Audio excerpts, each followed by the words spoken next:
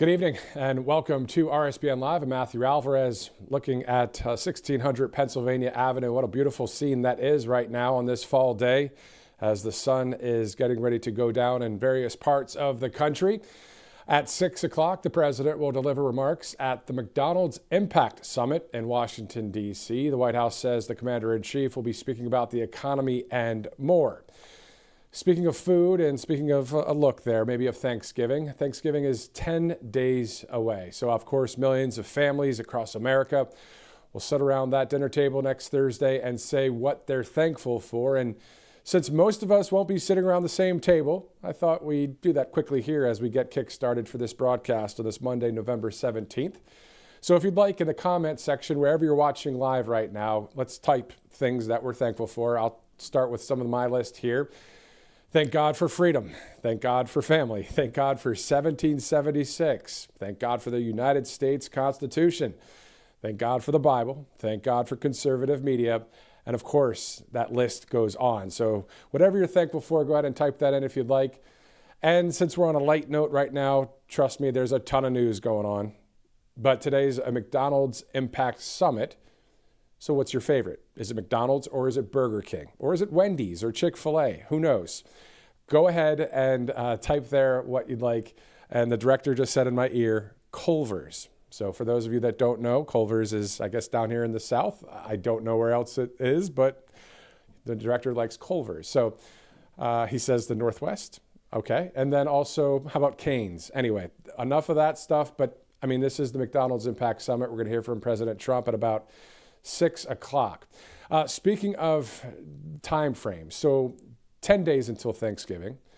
We're 38 days from Christmas. And yes, I'm a nerd enough to count the days out. It's simple as using an app, but anyway. New Year's Eve is 44 days away. Our country's 250th birthday is 229 days away. And the 2026 midterm election is 351 days away. But time's flying, as you know. We're already getting through the first year of President Trump's second term.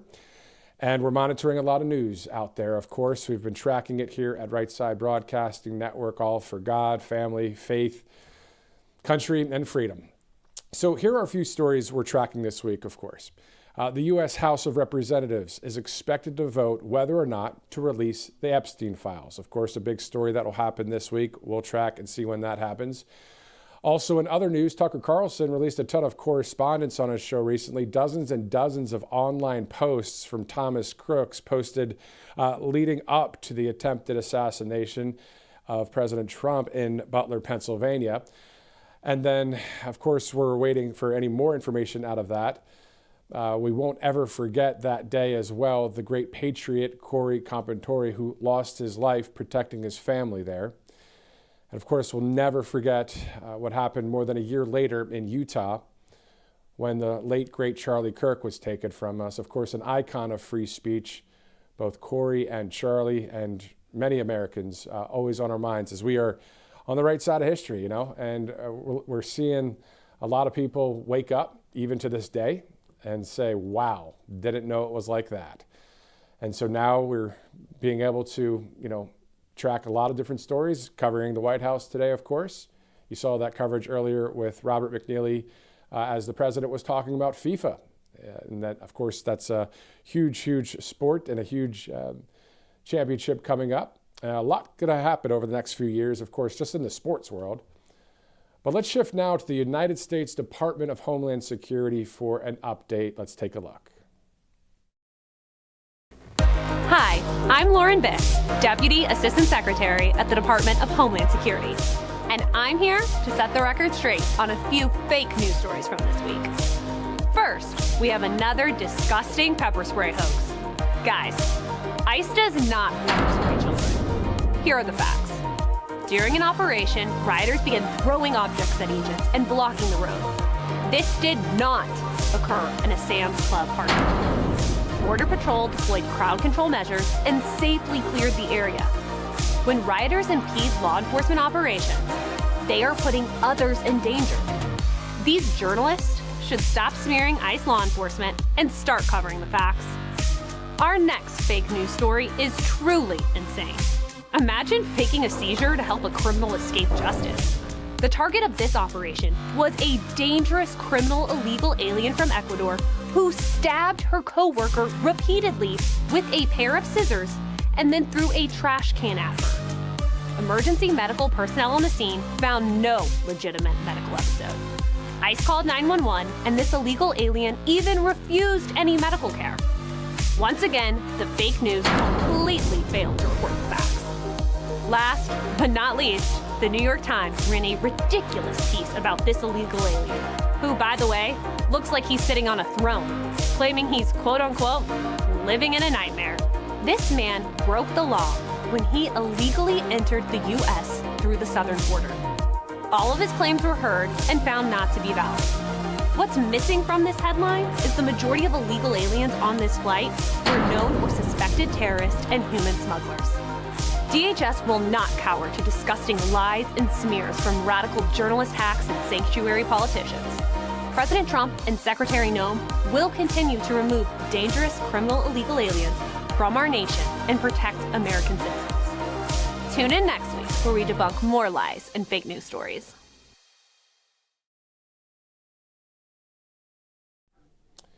Was watching a couple press conferences earlier today, one in Los Angeles, one in New York. The mayor-elect Mamdani, and then, of course, Mayor Karen Bass in LA. And both of them were talking about the economy and certain talking points. Of course, always wanting to offset what's happening on the right side of history, or always wanting to offset what the Republicans are doing, right? So they know President Trump's going to be speaking at the McDonald's summit today, this economic summit. So, of course, they try and get ahead of it to say, look, we're here and this is what we're talking about. Well, we know this. We want to win, and we want to be always on the right side of history here. So we know that through what we've been covering here for the past straight year. I mean, we've been seeing the president at the Oval Office with many world leaders. Of course, trips overseas to Asia and to the Middle East.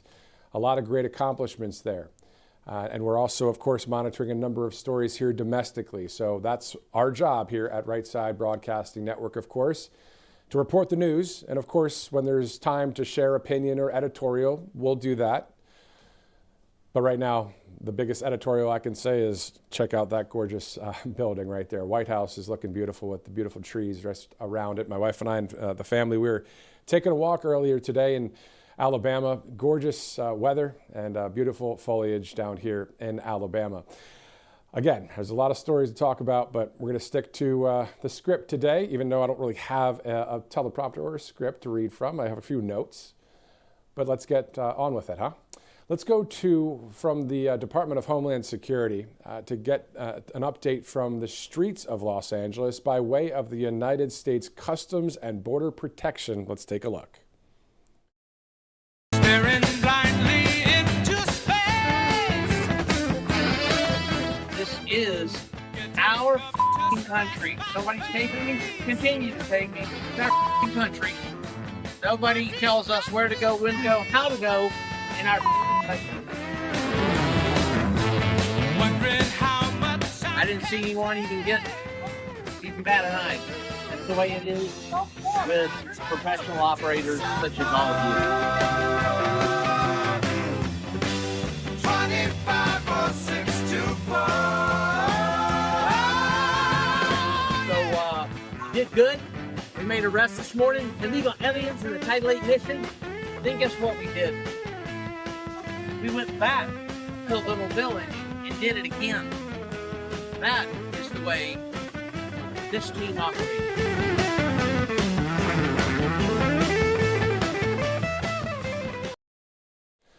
Man, it's fun to watch some of those DHS and Customs Border Protection videos. They're doing a great job out there cleaning up our country. That's what we want. That's part of those 20 core promises, of course, to the American people. The first one was to seal the border. The second is the mass deportation operation. These are not illegal things happening. These are legal things happening to take care of illegal things, if you follow what I just said there. We're taking legal actions against illegal things going on. And so anybody that doesn't like that would be on the side of crime, would they not? Right? Are you just allowed to come to the country without any paperwork? Or who knows who the people are? So you have to have the documents. Just like if we all took a trip to some other country, we have to have the proper documents. You can't just go there. So taking care of that one step at a time. You heard the president earlier speaking about a number of things as well out of the Oval Office there, talking about Venezuela a bit, talking about how the military takes out those drug boats. The president's saying 25,000 lives, American lives, being saved every time one of those boats gets taken out because of all of the drugs that are on the boats. The president didn't say that he would or wouldn't hit some of the corridors, according to the president, used that word, corridors in Mexico when it comes to this whole drug situation, this drug trade or whatever's going on. So we know that the border is closed, and we're tracking, seeing that the National Guard, in D.C. and other cities across the country, and whatever it takes to clean up crime, it's not whatever it takes to make people not have free speech or make people not have freedom of religion or freedom of the press. It's just about the crime. So that's what the majority of the country, what we wanted. If you remember, we were at all those rallies before President Trump's speeches, and we'd hear people talk about the two things that they wanted the most.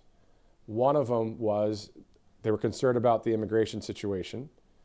The other, the economy. Things that I am concerned about, even then, and I am still to this day, is of course keeping our freedoms intact through this 3 years, which, we have that going on with President Trump, but beyond President Trump. We want to be able to have a country that is taken care of, that is saved from those that have broken the law in the quote unquote deep state or the globalists trying to take over. It's not a dramatic thing to say that anymore. Back in the day, if I would have said 5 years ago, the deep state is coming after us, and you'd be like, whoa, what? But it actually was true then. I didn't know that 5 years ago. I know that now. I've known that for a while. It's wild to see it. And it's things like all the lawfare that the president faced, and then it's all of the weaponization that we faced as we the people over the Biden regime. So, that's really what needs to be taken care of, that accountability. And then, of course, securing our elections. This is not me cherry picking. This is not Monday morning quarterback. These are things we've talked about for years. We want to make sure our elections are secure. We want that voter identification. We want that paper ballots. We want that same-day voting. All the things, that's what we want. We want our secure elections, and then we want people that have broken the law to be held accountable, and we want our country to be saved, full on. 20 core promises, let's go, right? So, and of course, we're monitoring the news of the day.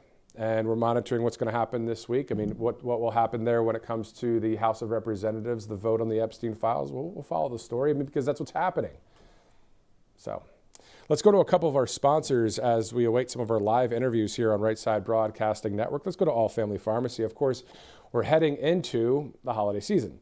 We're only 10 days away from Thanksgiving, time for family and travel and being together, of course. But the other part is not so fun if it happens. Getting sick obviously can really slow things down. That's why All Family Pharmacy is helping Americans stay ready this season with fast, affordable access to more than 300 trusted medications, including antibiotics, ivermectin, hydroxychloroquine, and antivirals like Tamiflu. Having the right medications on hand means you can act fast when someone starts feeling sick. No scrambling for last-minute doctor visits or waiting in crowded pharmacies. So everything is done online. You can just simply request what you need. A licensed U.S. doctor reviews your order, and approved medications ship straight to your door, usually within just a few days. So it's a practical way to be ready before the holiday season, and gives you peace of mind knowing your family is covered, so you can skip the stress, stay healthy, enjoy the holidays. Right there, 10% off. Use that RSBN 10 promo code, and of course, always consult a licensed healthcare provider before using any medication. It's 444 there, 4:44 p.m. Eastern Time, angelpace.com out of Spring, Texas. They hire military veterans. They've been a long-time sponsor, but on top of all that, they have a great product and a number of them. All you have to do is go to angelpace.com, use the RSBN promo code. You'll get quite the percentage off. Great sponsor, angelpace.com. as, again, it's 444. And those of you that like numbers out there, I'll tell you what, I've always seen 444 together. I don't know if those of you that are into that stuff, I don't know. My eyes would always lock to it, whether it's 444 at night or it's $4.44. I don't know, 444. Anyway, moving on. Let's go to Kelly Walker out of Arizona, great patriot. Kelly, thanks so much for joining us here on Right Side. Hey, Matthew, great to be here. I'm in Tennessee now, but was in Tucson, Arizona until about 2.5 years ago. Awesome. So still born and raised in Arizona, yes? No, actually, I've kind of lived all over the place. Believe it or not, I was born in Texas, spent a lot of my childhood in Oregon, but I've kind of been all over the place. Awesome. Well, you have quite the experience to talk to us, politically speaking. So let's just start with the 30,000 foot view. For some people that might be like, well, I've heard of Kelly, but can you give us the story if as fast as you can, if you could? I know it's a longer story, but the fact that you were a parent that said, you know what, I don't want the schools saying you have to wear a mask to your kid. How old was your kid? Can you go over that quickly? Yeah, actually, the main thing that I'm working on right now is the Parents Demanding Justice Alliance, which I co-founded with Sam Sorbo, and this grew out of being arrested twice simply for speaking out, starting with the lockdowns when Pima County went after our business and falsely portrayed us as non-compliant. And then because I was arrested on television, which was later dismissed, people rallied around our little coffee shop there in Tucson. And people started bringing these issues about school kids to us, that kids were committing suicide because of the COVID policies that were isolating them, forcing masks on them, and so forth. So, flash forward to now, we had experiences being persecuted for telling the truth that cost us just about everything. Sam and I have put together a dossier of targeted parents, over 60 parents from across the country, and those are just the ones we've learned about, who were targeted by Merrick Garland's DOJ when the DOJ went after parents for being supposed domestic terrorists. And really what they wanted to do was silence parents because they had agendas they wanted to push forward. So Sam and I have been working on this for some time. We've been back and forth between Washington, D.C., Congressman Andy Ogles sponsored a Vindicating Parents press conference right at the Capitol. And we've talked to Ed Martin. We've been in touch with Harmeet Dillon, Pam Bondi. And I have some updates on that are actually a little bit troubling that I wanted to talk to you about. Go for it. Sure. Well, we had this press conference July 16th. One of the parents who came to that, several parents came, representatives of Mom Army and Dad Army, Moms for America, Moms for Liberty came, quite a few members of Congress. And one of the parents who came went home and this is one of the parents who had been targeted and persecuted. He went home to receive retribution for having spoken and testified at the Capitol. And he's been seeking help. Back in July, he filed a complaint with the Office of Civil Rights. I believe that's the Department of Education. We've held him up. We've talked about him and other parents who have been receiving this persecution. What's troubling to me is that on October 7th, I was in Washington, D.C., when Pam Bondi testified before the Senate and said the targeting of parents is over. The weaponization against parents is over.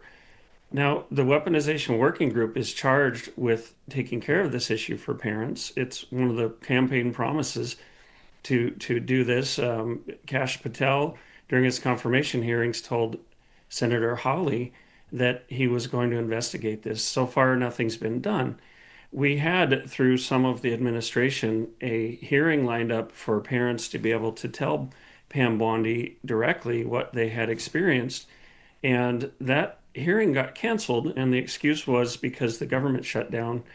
And yet, I don't understand why Pam Bondi went before the Senate and said this is all taken care of. In fact, later in that same hearing, Senator Hawley refuted that and said that this is still going on. We have to end this. Parents don't know what to do. They can't afford to defend themselves. And I assure you, Matt, that this targeting and persecution of parents isn't over. In fact, we're getting new complaints all the time. The people who have been doing this have doubled down. So this school parent that I told you about who came and spoke in Washington, D.C., he filed a complaint. He filed a request for FOIA records in July. He just heard back from the Office of Civil Rights that they may be able to get to that FOIA request by April of 2026. So we're looking at what, 10 months of him having he's currently being threatened. He's an attorney, a business attorney. They're threatening to take away his law license. They're emboldened by the lack of action. So I reached out recently to Senator Hawley. I've been talking with his staff and Senator Hawley during that same Senate hearing, October 7th, called for a special prosecutor. In talking with Ed Martin and others, Ed is very, very busy. They're swamped with requests. You've got one guy who's the U.S. Pardon Attorney and Weaponization Working Group head, but the parents feel put off. They've been put off for a long time. We've been working on this for well over a year, and prior to that, I was blowing the whistle on what was happening to parents Merrick Garland went after us. What would you like to see be done right now? If you were able to, if you had a phone call with someone in the administration, or maybe somebody is watching from the administration, what would you like to say?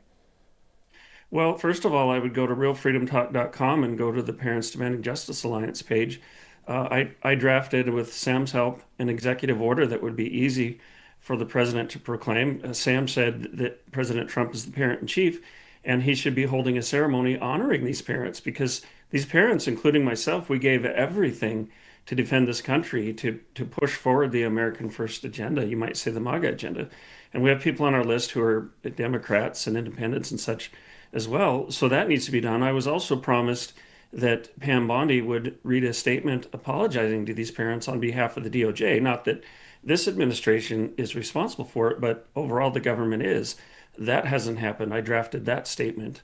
So, we have, for instance, in my family, there's some family division because we were portrayed by the media and the government at the time in the worst possible light.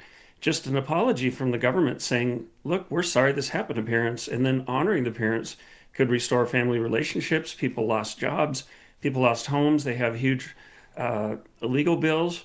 So the executive order that I wrote, that I know has gone to the White House, it's gone in front of many desks and in front of people, and Steve Bannon and others have said, hey, this is a win for the administration. Why isn't this done already? This should have been done day one.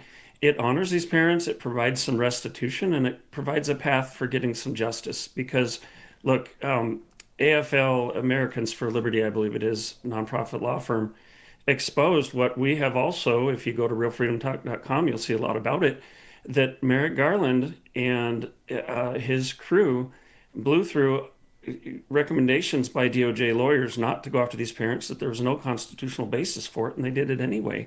So really, the federal government is in default and needs to restore these parents. So what I would like right now is to get this executive order done, to get this to President Trump's attention immediately, because Sam and I are trying to help these parents stay somewhat patient. But I've had parents tell me they're never going to vote Republican again. They're saying that they've been sold out. They're very, very frustrated. And right now, lack of attention to this issue is really hurting the GOP and the MAGA movement. And so I say this on behalf of our country and the parents. And specifically, if someone just joined us right now, what is the issue at hand that you're referring to? The issue is the targeting of school parents who stood up at school board meetings and schools and spoke out first about these COVID policies that were driving kids to mental health issues and suicide, and then later, CRT and transgender theory, that these parents were severely persecuted on the level of J6. In fact, I've been working on some J6 issues, helping get out word about the third book in the Gulag Chronicles series, which is fantastic. But we have groups of targeted Americans who were treated very similarly because the Biden administration went after parents who were dissenters from the agenda. They went after, of course, people who showed up at the Capitol. We actually have some crossovers. I've been talking with Stop Hate and David Summerall about some of the parents who were targeted for speaking out for their children and also were pursued under J6. So that's the issue at hand. And the issue is that, we talk about, Ed Martin's talked about leave no MAGA behind. Well, we were told that during the shutdown, they couldn't do anything. And yet they got a pardon for George Santos, and they got Trump's attorneys pardoned. And we had a lot of things go on. Benny Johnson's family was threatened, and immediately Pam Bondi stood up with him on social media and said, we've taken care of this. Well, I've been threatened for about 3 years now, and nobody's taken care of me or us. So the impression that people are getting is that there's sort of a two tiers. If you're inside the Beltway or you're kind of in that group, you're going to get immediate attention. But if you're outside the Beltway, they don't have time for you. That's the impression. I know I've talked to some people in the administration, people in DC. I know that there are many people who care, but they need to understand that these people are frustrated because many have lost their lives. Like we lost our home, a job, savings. People are still being actively persecuted, and really nothing's been done. And yet they see that some people are getting the attention. But it's really, really time to address this issue.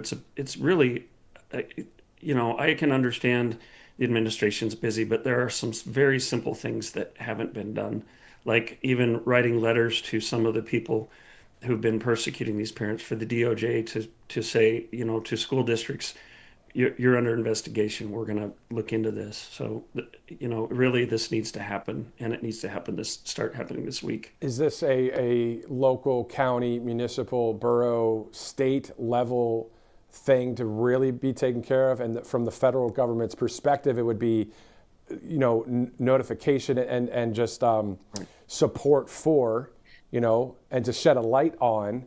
But outside of that, what do you think can be done from the federal government other than talking about it? That's why I wanted to bring you on too, because I know years ago, again, I understand the frustrations, actually more than ever, Kelly. I was thinking about this before the interview, actually yesterday when we were talking. I was thinking, I'm a new dad, right? So I have a baby. She's a year and 1 month old. And it is so much different to think about now versus when I saw about how the kids were getting the masks put on them and they had to wear them to school. And I was like, oh, that's awful. But now when you have your own kid, you're like, oh, no, not happening. You know what I mean? Yeah. So I get where you're coming from. But what do you think, what can be done on the local, state, and federal level, though, outside of saying, hey, remember us? Look what happened to us. Right. Nobody's even talking about this being a state issue anymore, because we know we have the smoking gun that all of this started with Lisa Monaco and Merrick Garland, that this all was started at the federal level. They used local prosecutors as a proxy. And the thing is that the FBI and the DOJ were directly involved. So it really is a federal issue. Interestingly enough, this pardon that went out to Rudy Giuliani and some of the election skeptics and lawyers for Trump, I've seen a couple different sources say all of those were state charges, but the argument was that because it was a federal issue, the president could give a pardon. Well, this is the same, because the whole, what 14 state attorneys general called a massive fraud against the American people started in Washington, D.C. It was orchestrated and guided by them. I like to say, you can go after a hitman, but who hired the hitman? And the federal government was orchestrating all of it. So we really don't even talk to people in the administration about this being a state issue or a local issue anymore. Certainly state governments can look into things. I'm trying to remember, but the director of education in Florida has been really helpful to some of the parents down there who've been persecuted, particularly in Alachua County. He's been very, very active, and I wish I had his name in front of me, because he hasn't just done strongly worded letters. He's actually called some of these board members and board directors to the carpet and said, you're going to come to my office. He's told people that your teaching certificate's going to be taken away because of what they've done. So certainly state and local level, but like mine happened in Arizona. We've got Katie Hobbs there. She's not going to do anything to help people. She perpetuated all of this.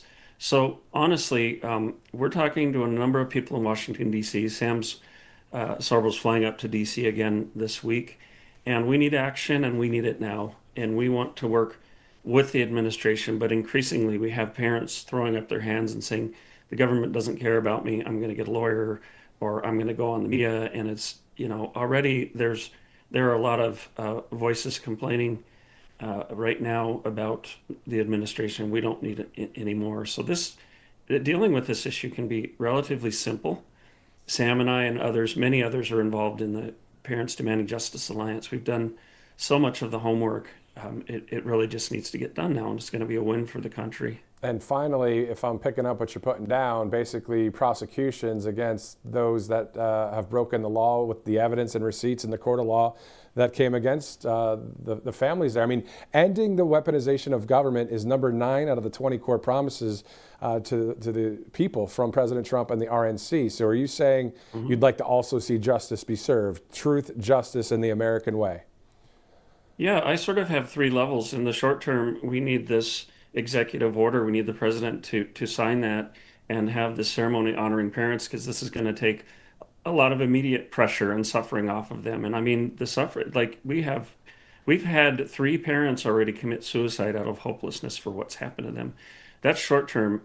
Middle term is going after, looking at all the different cases and seeking justice, holding people accountable, getting people before Congress to explain why they did things. I'm talking school district superintendents and others.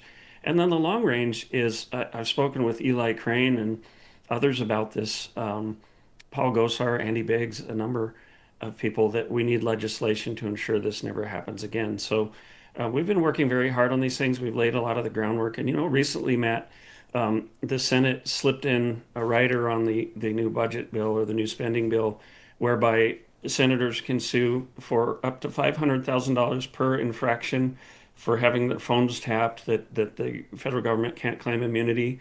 And this caused an uproar because J6, Targeted Parents, and others said, well, what about us? We've been fighting this for years. We've been persecuted. I know I talked to Mike Lindell. He has been persecuted mercilessly under Arctic frost. I've written articles and releases for him about this. So there's this double standard. We can't have senators getting special privileges. That's a violation of the 14th Amendment, equal protection under the law. So the way some people are looking at it now is, okay, well, if it's $500,000 per infraction, then that gives us a benchmark of what we need to give to the Targeted Parents in J6. I mean, this is, I'm not saying that should be the case, but we certainly can't have self-dealing, this is a legal term, self-dealing senators who vote in benefits for themselves that the rest of the citizenry don't enjoy. Where can people follow some of your work? I know you've written for a number of conservative outlets out there, but where can people find more about what you're talking about, and if they want to help?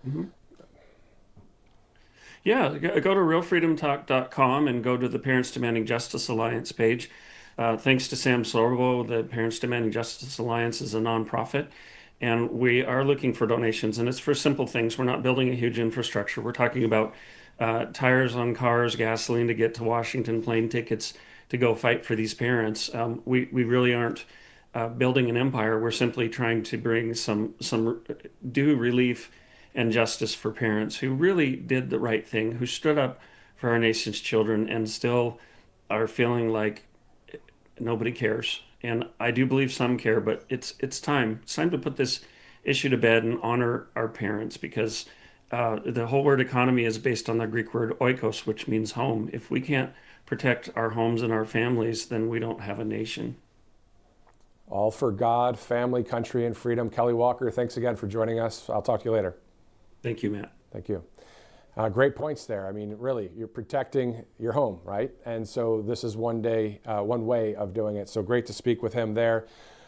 Before we go to our next guest here on Right Side Broadcasting Network, let's take a quick commercial break. I'm Matthew Alvarez. We'll be right back here on RSBN Live. Welcome to Right Side Broadcasting Network, your trusted conservative news outlet. At RSBN, we deliver the truth when the mainstream media falls short. Since 2015, we've proudly broadcasted every single one of President Trump's iconic MAGA rallies, bringing you the excitement and energy live before anyone else. By watching RSBN, you get an unfiltered front row view of the action on the ground. We interview the crowds to give a voice to millions of Americans just like you. We show you President Trump's speeches in their entirety, free from interruptions and censorship. We cover the stories that matter to you with the integrity and passion you deserve. Thank you for choosing RSBN as your home for America First News. Together, we stand strong, united, and informed. So join us and be part of the right side of history. Tired of being told no by your doctor, your pharmacy, or worse, your insurance company? You're not alone. Millions of Americans are waking up to a broken healthcare system. That's why more and more people are turning to All Family Pharmacy. We believe in medical freedom. We deliver the prescription and the medication, all from licensed U.S. doctors and pharmacists, from ivermectin and trusted antibiotics to maintenance medications, even NAD+, the revolutionary anti-aging supplement. Use code RSBN10 at checkout for 10% off your first order. Every once in a while, something big happens, something that changes everything. And now, in a defining moment for crypto, Trump Media Group and Crypto.com are joining forces to acquire up to $6.4 billion of CRO, launching America's first ever CRO treasury, empowering the Kronos blockchain. This is more than a partnership. It's the future of finance built in America. For more, visit Crypto.com, where millions trade CRO every day. Hey y'all, it's Silk from the Diamond and Silk Chit Chat live show. Look, don't forget to check me out right here on RSBN Network. Be sure to watch the show on Right Side Broadcasting Network, and I want you to support Right Side Broadcasting Network. Yes, it's imperative that you do so, okay? I look to see y'all soon. Bye-bye. Welcome back to Right Side Broadcasting Network. I'm Matthew Alvarez. It's 5:06 Eastern Time. Looking live there at the White House, of course, 1600 Pennsylvania Avenue. President Trump will be speaking in just a bit. He'll be speaking in Washington, D.C. We'll get to more of that in just a second. In the meantime, let's go to conservative cartoonist A.F. Branco. Thank you again for joining us out there on the West Coast today. Well, thank you for having me. Definitely. Before we get into the cartoons, for those that don't know, your cartoons made it to Rush Limbaugh's newsletters. I mean, you've been around for a minute and you're getting picked up all over the place. What's that like for you, just to say, hey, you know what? I'm able to use that creative outlet, but not just for fun, for our country as a whole. I'm just very thankful for it, actually. I like to, that's what I like to do. I like to sit in my office/studio and come up with ideas and illustrations that mirror what I'm feeling about politics today. And I'm just very grateful to God that I have that talent that He's loaned me, and very fortunate to have people, keep, sharing them and talking about them and posting them. And very fortunate to Creator Syndicate, they're nationally syndicated me through the help of Larry Elder, who was very instrumental in getting me syndicated. That's awesome. And so over the years, have any of the mainstream newspapers, and now mainly online, have they ever said, hey, we want you to work for us? Or has it been more like, oh, you're too real. You tell the truth too much over there, A.F. Branco? Believe it or not, Fox News. Okay. They asked me, somebody over there asked me if I wanted to be their cartoonist, and I thought about it for a little bit. I thought it'd be maybe a pay raise or whatever, but I decided no, because I would be committed to their viewpoints, and they would, not allow me the freedom to draw what I wanted to draw.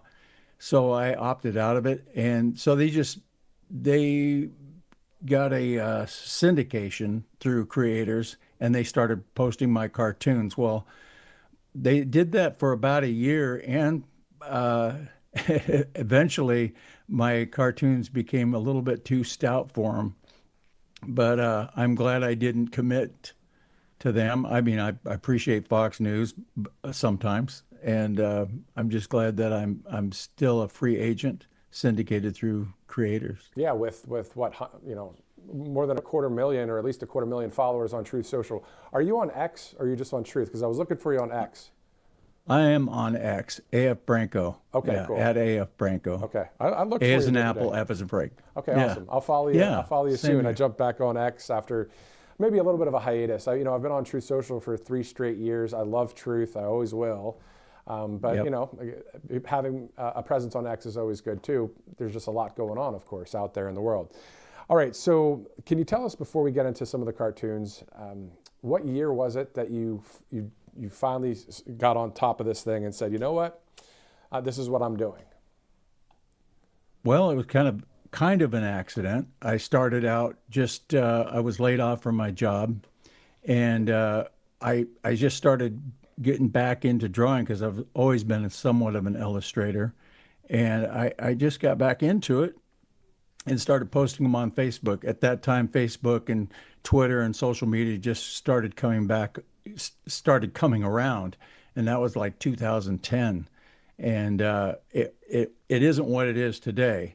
There wasn't a lot of memes out there, and I was one of the few cartoonists that started putting my cartoons up there. And it started out at, I got 10 or 15 followers, then it went to 20, then 100, then 1,000, and a few thousand pretty fast. And then people started coming to me wanting me to draw cartoons for them on some of the conservative sites and papers and newsletters and that. So it's kind of developed from there. What was your interaction with the late, great Rush Limbaugh? Did his team just reach out to you and say, we want to put your stuff in our newsletters?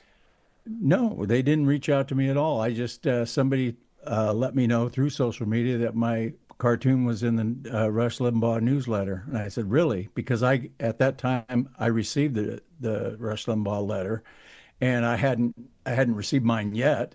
So I ran out to the mailbox, and it was there, and I opened it up, and there was my cartoons in there, a couple of them. And then every month after that, they would appear. So I was very grateful for that. It was a kind of a high point in my career. I think every day that you put out one of these cartoons, let's take a look at the first one, is a highlight of your career, because you're really helping paint the picture, no pun intended. Let's talk about Gavin Newsom and this one where he says, the White House 2028, here I come. Hopefully your drawing is inaccurate, but talk to us about it. Well, it has, of course, you see San Francisco, and it has like an atomic bomb explosion over it. And then it has LA with an atomic bomb explosion over it. And then California overall has an explosion over it. And then off to the right of it, it says USA, which is blank. And he's saying, "What White House 2028, here I come." And what I'm trying to illustrate here is that he's been a total disaster for California. The fires, he hasn't treated the forest very well, and then he blames the climate change, and then he doesn't allow enough water to get down to LA, and he blames climate change, when all this is policies that they've put forth. And I'm trying to illustrate that. A lot of people know he's been a disaster, but for some reason, to a lot of voters in California, the word hasn't gotten out yet. Yeah, I mean, it's awful to see the things that he stands for. Is snakery even a word? He's got the snake kind of like, that's him, and it's awful. Car salesman. I mean, a sleazy car salesman. Yeah, exactly. I'm not putting down car salesman at all, because I at one time in my life I sold cars for a little while. Yeah. And there's good ones and there's bad ones. But he represents the very sleazy car salesman that you've heard about. So that's kind of my interpretation. He's the one that sells you a lemon, right? He's not selling you anything good. And that's the thing. I was talking with, I think it was Kara Davis. She's written some articles in the New York Post and other places, and a great conservative journalist. And we were just talking about the difference between what our country is and what the Constitution is, and all the things that we like on the right side of history is like platinum and gold and silver and rubies. It's beautiful. It's diamonds, right? But guys like Gavin Newsom, it's a bunch of sewer water. And that's what they're trying to bring to the people and say, hey guys, this is good stuff. And it's like, what? Yeah, they're selling us a bill of goods. And what it is he's trying to sell for the people type of material. And what it's all about is his power, and that's the only thing he really cares about. And it's not surprising he's related to Pelosi. So yeah, exactly. All right, let's move on to the second cartoon where we see fanning the flames. This one here with the Democrat media, which is most of the mainstream media, 95%, maybe more. And this is a little bit, from a few weeks ago, I believe, but still, though, isn't that the truth, that they're just fanning the flame of the left-wing violence through all the names? Can you just talk to us more about that and why you made this cartoon? Well, because that's exactly what they're doing. They're using the radical part of their party to perpetuate a message, I guess, to put fear in people, as far as I can tell. But it just seems like their message. I don't see them disavow any of the stuff they're saying. Maybe they kind of do, a little just to kind of make it sound good, but no major Democrat politician is coming out and denouncing any of this. So that tells me that they're pretty much promoting it. And some of them are outright promoting it, telling them to get to the streets and go after, get in their face. And we've seen the clips. We know exactly how they're perpetuating this. So. Yeah, so I mean, they have the megaphone for the extreme left, Marxist, communist, socialist, people that are just anti-God, family, country, freedom. Isn't it interesting, sir, like for you in the political cartoon world and for us here at Right Side and everybody in conservative media, what are we fanning? We're fanning God, family, country, freedom, right? That's where we're coming from, and they're just fanning the complete opposite. Isn't that right? Exactly. You can see by how they framed Charlie Kirk.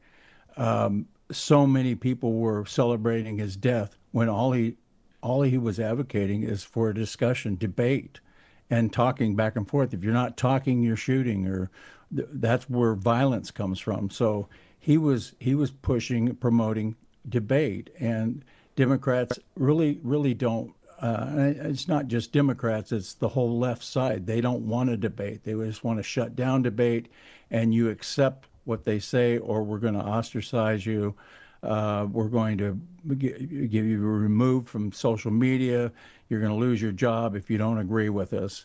And now it's gotten to the point where we're going to shoot you, and then we're going to celebrate your death.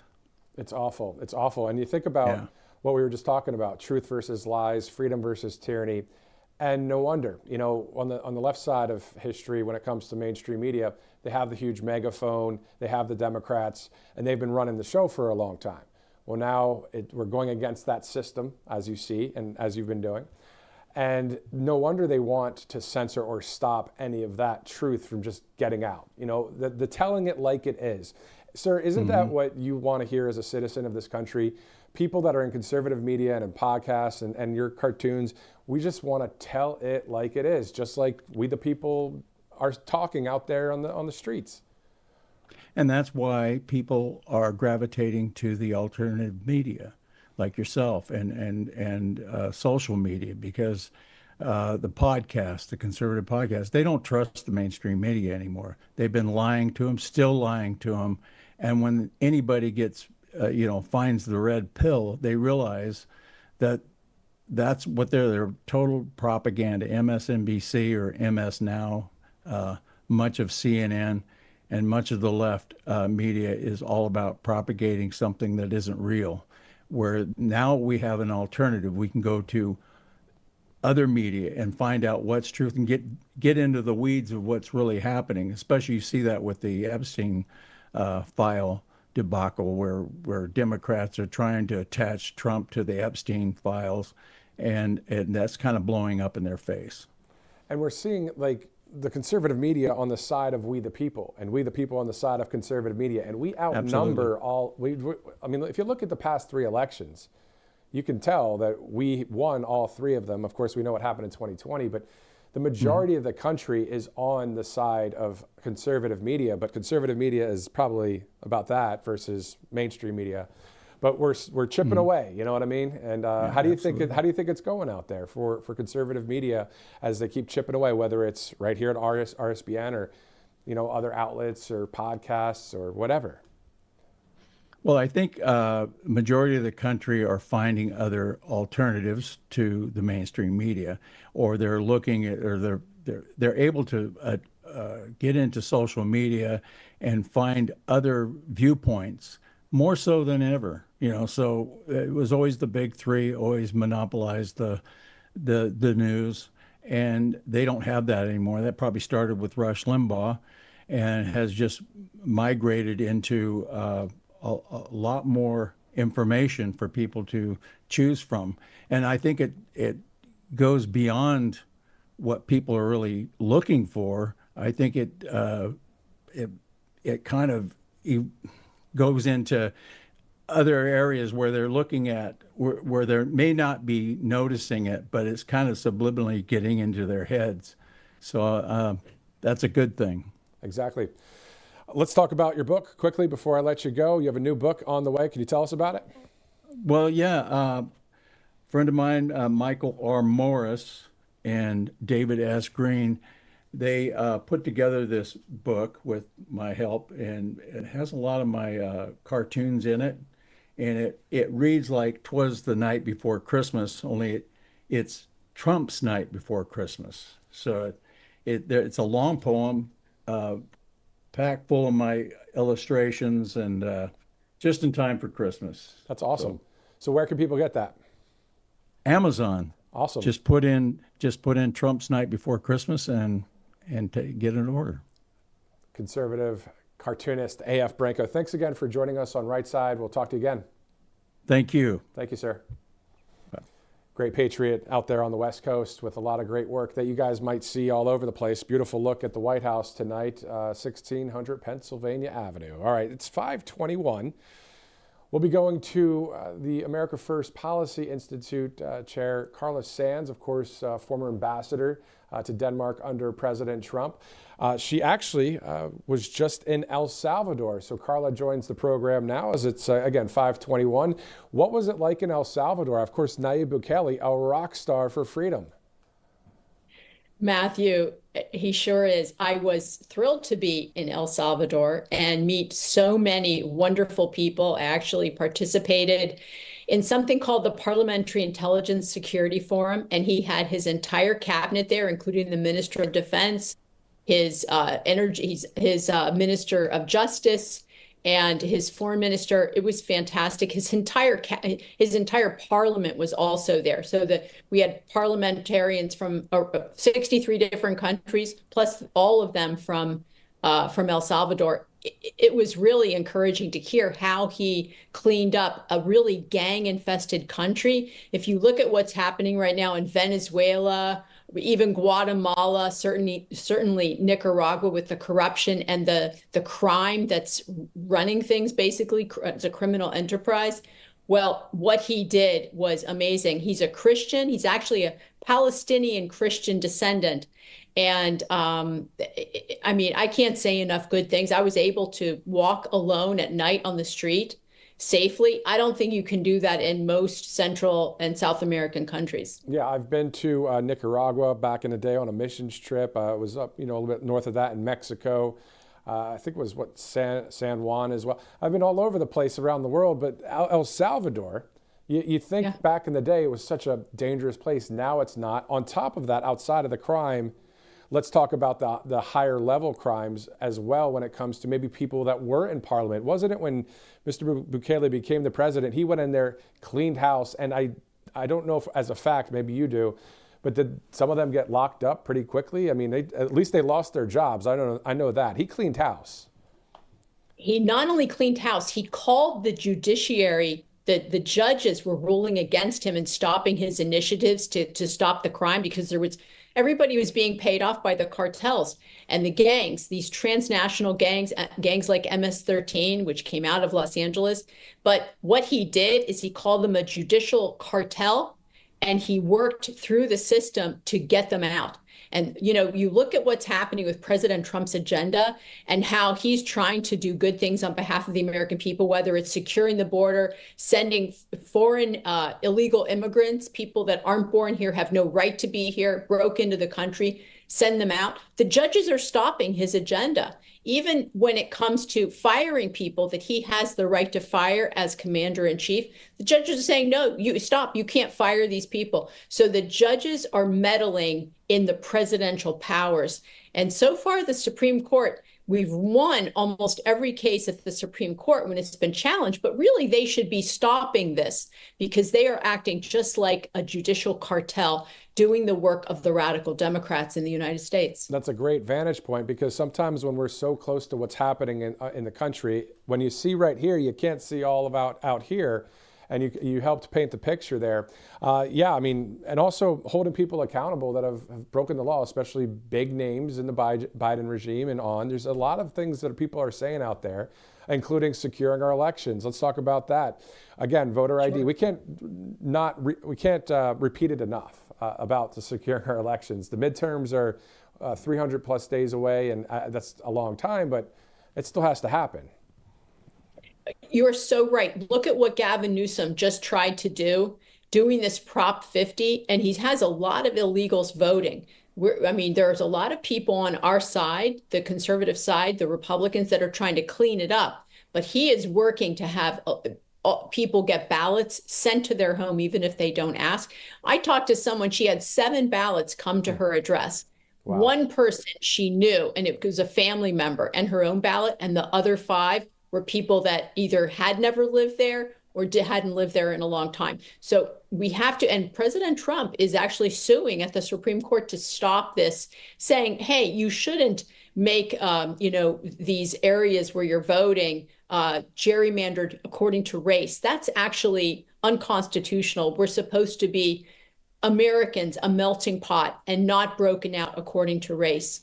Yeah, it's wild to see that Prop 50 in California. Of course, they do want to cheat. We know that, but we have to make it too big to rig, but also get the secure election reform taken care of. President Trump talking about that just the other week. Yes, I believe you were just speaking at a summit earlier. Was that today? Can you tell us about that? Yeah, I'd love to. I also just want to throw one thing in about the New Jersey race.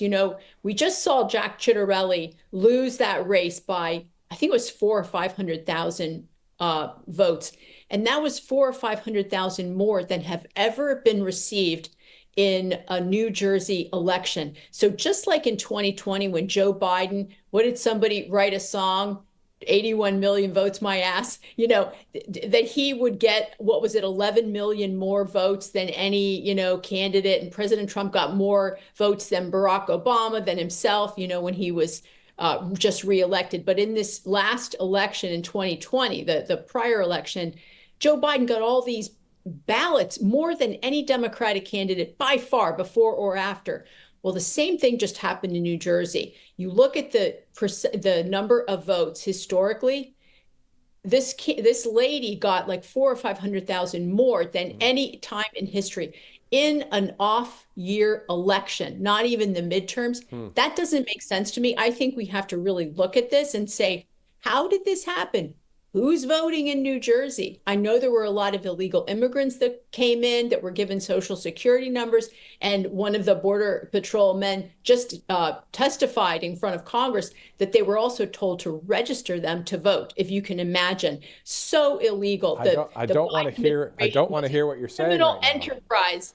But getting back to this, so I went to the Croc Tech Diplomacy Summit today, and I talked about how important it is that America and our allies win this AI race, the quantum computing race. All of this has to be in our hands, and we have to win. We can't let China win. If they do, just think about your online banking. If we don't win the AI and quantum race, all of your passwords in day one, if they win, none of them are any good. Everything is open, including your banking. All of your money will be vulnerable. No one will be secure. No password will work anymore if we don't win that race. That's how serious this is. That's very true. I remember talking to somebody about that maybe a couple weeks ago, that AI can be used for good, but AI can be used for bad. So we have to figure out who's in control of all of it. We have to hopefully have the right people in office. But I'm still fired up a little bit about what you were just telling me. I didn't mean to cut you off at all about the Garden State. Oh, no. My sister was born in New Jersey. I used to live in Jersey too, in New York and all that. So you're saying that, the difference of the votes, there's would you say, a discrepancy there? Yeah, something just doesn't make sense. And I think some of our great numbers, guys and girls, need to get in there and look at the data and find out what happened. Has that election already been certified? Does does Citarelli need to pause on conceding? Do we need to look at, were those ballots authentic? Were they citizens that were voting? It doesn't look right. And it's hard to go back. Yeah, I mean, I could think of somebody right away, Seth Keshel, of course, the great election expert. There's so many people out there that really know what they're talking about with all this stuff, with the numbers and voter rolls and all of that. Yes. But great point. Glad you spoke about it here as it's 5:30 Monday, November 17th. Do you have any other planned trips or speaking engagements? I know we're getting into the holiday season coming up, or even in 2026. Matthew, I want to see my family for the holidays, like you do, and all of your friends that are watching you right now. Yeah, I definitely will be doing a lot with AFPI. We have our summit coming up, and we have President Trump's great team working on behalf of the American people every single day. I mean, this team, I've never seen a team like this. They are really hustling. Their work ethic is unbelievable. I mean, they keep long hours on our behalf, and we should begin to feel that economic turnaround. You know, the Fed is keeping interest rates high, trying to hurt President Trump and the American people, making it harder to buy houses. President Trump is working hard with that one big beautiful bill that our great speaker passed just several months ago. And people should be able to see less taxes on their overtime, on their tips. The people that own small businesses should see benefits because of what was in the one big beautiful bill, codifying those great Trump tax cuts that we got in his first administration. So there's a lot of good coming. And Kevin and our Treasury Secretary says that you're going to start to feel this in the first part of next year. So let's hope that we get a better Fed share, that the interest rates will drop so that first-time home buyers can afford to buy a home without taking on a 50-year mortgage. And getting the illegals out is going to give us more housing stock too. The prices are going to come down probably a little bit on rents and maybe even on homes to purchase as the illegals leave, because they're frankly, it's why we saw so many homeless in Los Angeles even 30 years ago, because these illegal families come in, 5 of them would take an apartment and push that older vet who was living alone in that apartment out because they can simply pay more with government money. And then heaven forbid, then those 5 illegal immigrants are at the voting polls for Joe Biden. You know what I mean? All right, so Carla Sands, thanks again for joining us, former ambassador, of course, to Denmark and America First Policy Institute. We'll talk to you again soon. Thanks. All right, so Carla Sands there, always a regular on Right Side Broadcasting Network, and of course she's doing various speeches all across the country, across the planet, but back here live as it's 5:32. All right, so the president will deliver remarks, of course, at the McDonald's Impact Summit in Washington, D.C. The White House says the commander-in-chief will be speaking about the economy and more. Of course, we're tracking a lot of stories. A lot's going on out there. Great to have some live interviews. Let's go to the pre-program in Washington, D.C. In the heart. Market testing of the new brand is very promising, with indications that it will drive greater public awareness and understanding, and it has the potential, we believe, to inspire an estimated $150 million in incremental donations over the next 5 years globally. And this modern brand was launched with a comprehensive new communications platform and a tagline, "Family Stays." And the best way to understand how we intend to use the brand is to watch this new 90-second ad. Yes. This time's good. This is a journey no family ever expects to take.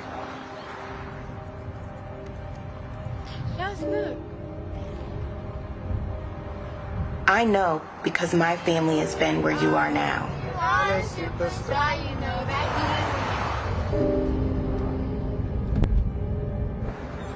We all asked ourselves the same question. Yeah, that's good. Why us? I wish I could give you the answer.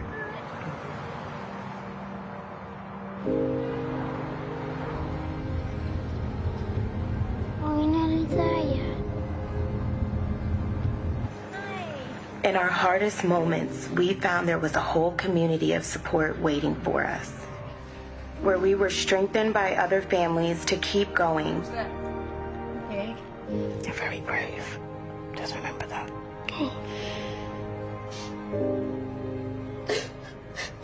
Holding each other for the bad news and the good. So please, let this house remind you how loved you are, how seen you are, and how strong you are.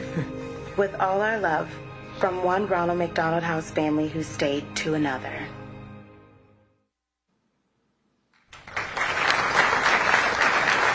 powerful and intentionally pretty real, to show both the real journey and the hope that comes when communities come together and care for one another, enabled by this incredible system and this incredible company. The Family Stays messaging was built directly from the real stories of Ronald McDonald House families. In fact, the voiceover letter you hear is one of the many letters that houses, as a tradition, families leave for each other as a source of hope and inspiration. And this new campaign and the word Family Stays is very intentional to have really a duality in meaning. First, celebrating the strength of the families because they are really our heroes, showing how resilient they are as they stay with their child through this incredibly challenging journey. And also showing how Ronald McDonald House stays with families by providing comprehensive wraparound care to support them and their child's healing. Family Stays also lends itself to better storytelling about our forever and founding partner McDonald's, franchisees, supplier partners, the company who have stayed with this mission every second of every day for 51 years. And your staying power and impact hasn't only been good for Ronald McDonald House families, it is also good for McDonald's business. McDonald's own research indicates that Ronald McDonald House improves brand reputation and increases the likelihood that people will do business with or franchise with McDonald's. Ronald McDonald House is also cited as one of the #1 reasons why people in the McDonald's system are proud to work for the brand.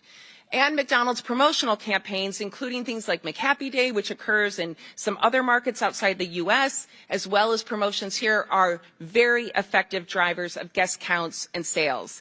In fact, there was a creative campaign recently done by the Columbus Field Office for Digital Day of Giving, and in one day they raised over $500,000 for local houses and drove positive guest counts and an increase in active digital users. So the research is pretty clear that customers want to go to restaurants and businesses when they believe that they authentically give back to the community and they have credibility in that story. And there is no greater credibility than what this company and this system has done for 51 years as a leader in this work. We've seen evidence of this as customers continue to give through Roundup for Ronald McDonald House. It has grown 620% since 2020. Customer donations have gone from $10 million to, we expect, over $70 million by the end of this year. And I want to remind you that that's even through a pandemic and a time when customers are understandably concerned about affordability. They continue to give compassionately and generously to other families in their community, following your example. And now Roundup for Ronald McDonald House is in the McDonald's global mobile app. We hope to find even more ways to thank customers and remind them of the tremendous impact they are having on the lives of families when they round up their order. It's adding more, we think, really good feelings to their feel-good moment. So as you engage with policymakers this week, please remember that obviously the power that you have as investors in your local community, creating real, tangible impact, economic savings, enabling life-saving treatment for millions, quite literally millions of families, and we hope you will share that story. For our McDonald's Forever partners, again, franchisees, the company, our supplier partners in the room, we can't thank you enough for your support, and I encourage you to please be proud. You're all humble people. Be proud and share this best-in-class example of sustained and scaled impact for families and local communities through Ronald McDonald House. Because this is a 100% issue. It's not red, it's not blue, it's golden. Everyone cares about helping families whose children are very seriously ill. It's a winning issue, it's a winning movement, and it's supported by a winning community of all of you. So thank you so much. Have a great, great week. And the program is going to continue in just a little bit. Thanks, everybody. Have a great week.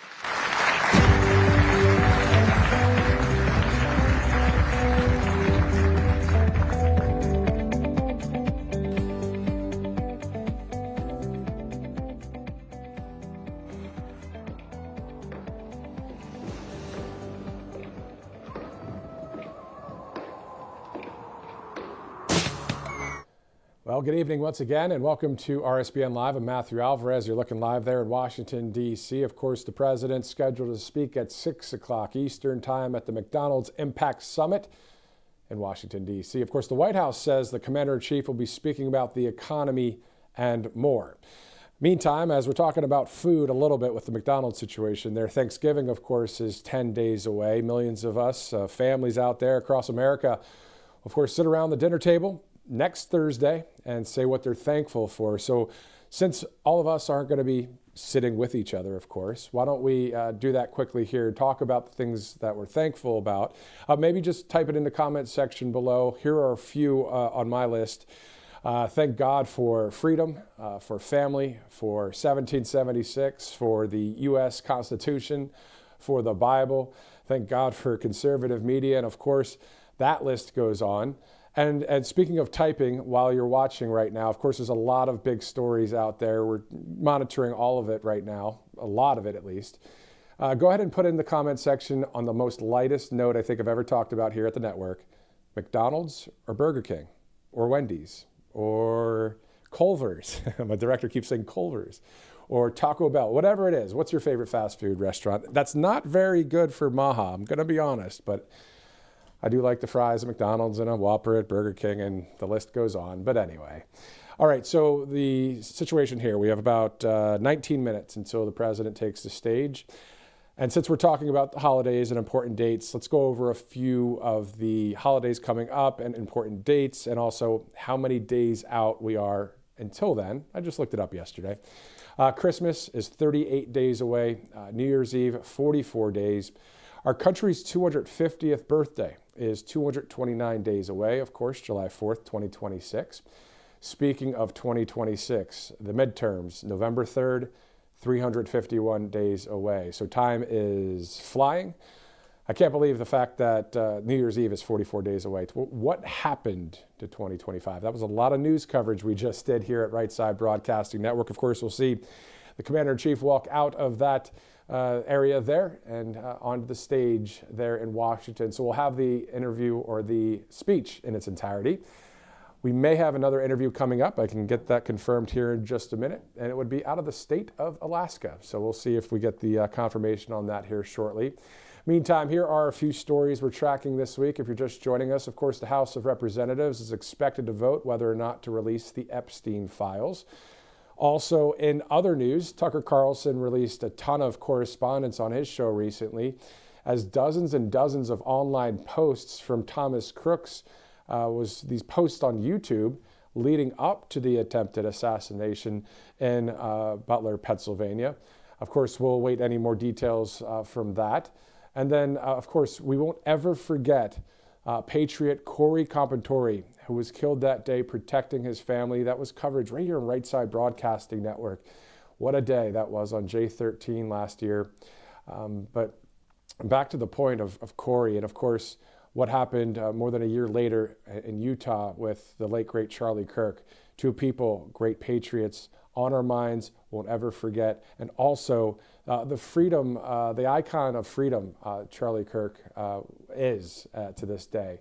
And his boldness of his faith in Jesus, his love for family, his love for country. A guy that just still to this day, a number of us still can't believe like that really happened, right? But we move on, but not without the memory and without the legacy of Charlie Kirk as we continue to, do what Charlie did, right? Charlie was a guy that was out there who's bold about God, family, country, and freedom. And we saw what happened, but we know where he is in heaven, and we'll see him again. Let's go to a few sponsors before we move on with some of our coverage here. Let's go to mypillow.com. Of course, the great Mike Lindell and the great MyPillow. All you got to do is go to mypillow.com/RSBN. You'll get quite the percentage off there for some great Bible stories right there. Those are the children's Bible story pillows for $29.98, a 5-pack. Great Christmas gift as well. Again, if you were listening before, Christmas is, 38 days away? Anyway, so mypillow.com/RSBN, great sponsor. And so glad Mike Lindell is a part of the conservative movement, the America First movement, the MAGA movement, all for securing our elections. If you'd like to donate to Right Side, all you have to do is text RSBN to 801-801 or go to rsbnetwork.com/donate. Of course, we shared the address in the other broadcast. I'll share it with you again here. If you'd like to send cash or a check, I mean, a number of people send checks, are monthly donors, and they've been for a number of years. So shout out to you guys. And if you'd like to do that, you can by sending it to a P.O. box here in Alabama. So it's 1550 Opelika Road, Suite 6, Box 344, Auburn, Alabama, 36830. And if you didn't catch the address, just hit pause and scrub back a little bit, hit play again, and then hopefully just join us again a little bit. A few seconds later, live again here on Right Side. It's 5:46, Monday, November 17th. Let's take a quick commercial break. I'm Matthew Alvarez. Thanks so much for watching. We'll be seeing the president here shortly. We'll be right back. Welcome to Right Side Broadcasting Network, your trusted conservative news outlet. At RSBN, we deliver the truth when the mainstream media falls short. Since 2015, we've proudly broadcasted every single one of President Trump's iconic MAGA rallies, bringing you the excitement and energy live before anyone else. By watching RSBN, you get an unfiltered front row view of the action on the ground. We interview the crowds to give a voice to millions of Americans just like you. We show you President Trump's speeches in their entirety, free from interruptions and censorship. We cover the stories that matter to you with the integrity and passion you deserve. Thank you for choosing RSBN as your home for America First News. Together, we stand strong, united, and informed. So join us and be part of the right side of history. Hey y'all, it's Silk from the Diamond and Silk Chit Chat live show. Look, don't forget to check me out right here on RSBN Network. Be sure to watch the show on Right Side Broadcasting Network, and I want you to support Right Side Broadcasting Network. Yes, it's imperative that you do so, okay? I look to see y'all soon. Bye-bye.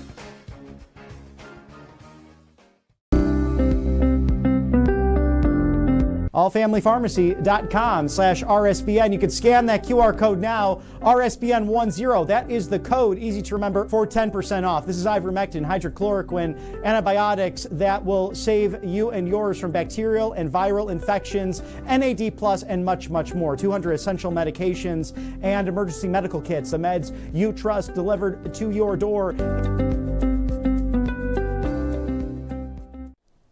Welcome back. This is RSBN Live. It is 5:48, Monday, November 17th. We'll be going to Washington, D.C. there to see the president speak here shortly. Scheduled for about 12 minutes from now. We'll see if that is an accurate time. Awaiting word that the president has left the White House. Haven't received that word yet, but our crew always is tracking the various poll feeds and all of the emails and that kind of thing. So as soon as we know, we'll let you guys know. In the meantime, these are going to be remarks at the McDonald's Impact Summit in D.C. So we'll have that in its entirety. In the meantime, let's go to some news that we're following as well out of the Department of Homeland Security. Let's go to an update that they just posted pretty recently. Hi, I'm Lauren Bick, Deputy Assistant Secretary at the Department of Homeland Security. And I'm here to set the record straight on a few fake news stories from this week. First, we have another disgusting pepper spray hoax. Guys, ICE does not pepper spray children. Here are the facts. During an operation, rioters began throwing objects at agents and blocking the road. This did not occur in a Sam's Club parking lot. Border Patrol deployed crowd control measures and safely cleared the area. When rioters impede law enforcement operations, they are putting others in danger. These journalists should stop smearing ICE law enforcement and start covering the facts. Our next fake news story is truly insane. Imagine faking a seizure to help a criminal escape justice. The target of this operation was a dangerous criminal illegal alien from Ecuador who stabbed her co-worker repeatedly with a pair of scissors and then threw a trash can at her. Emergency medical personnel on the scene found no legitimate medical episode. ICE called 911, and this illegal alien even refused any medical care. Once again, the fake news completely failed to report the facts. Last but not least, the New York Times ran a ridiculous piece about this illegal alien, who, by the way, looks like he's sitting on a throne, claiming he's quote-unquote living in a nightmare. This man broke the law when he illegally entered the U.S. through the southern border. All of his claims were heard and found not to be valid. What's missing from this headline is the majority of illegal aliens on this flight were known or suspected terrorists and human smugglers. DHS will not cower to disgusting lies and smears from radical journalist hacks and sanctuary politicians. President Trump and Secretary Noem will continue to remove dangerous criminal illegal aliens from our nation and protect American citizens. Tune in next week where we debunk more lies and fake news stories.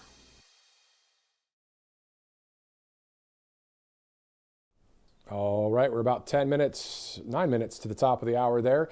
Let's go from DHS to get an update from the Customs Border Protection Agency out of Los Angeles. Let's take a look at that. Staring blindly into space.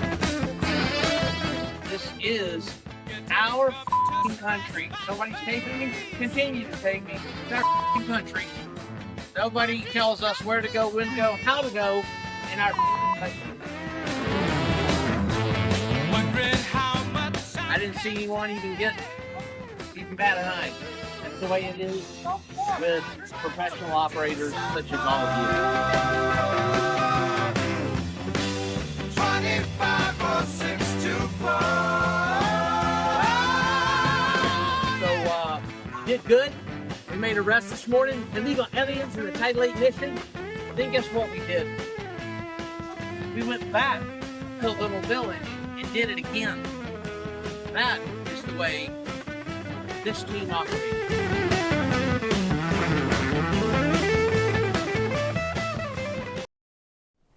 I'll tell you, the Department of Homeland Security and then Customs Border Protection always picking pretty cool songs to show what they're doing out there. I mean, there's nothing wrong with what they're doing out there, and the thing is the mainstream media will tell you otherwise. Did you hear about MS Now? MS Now.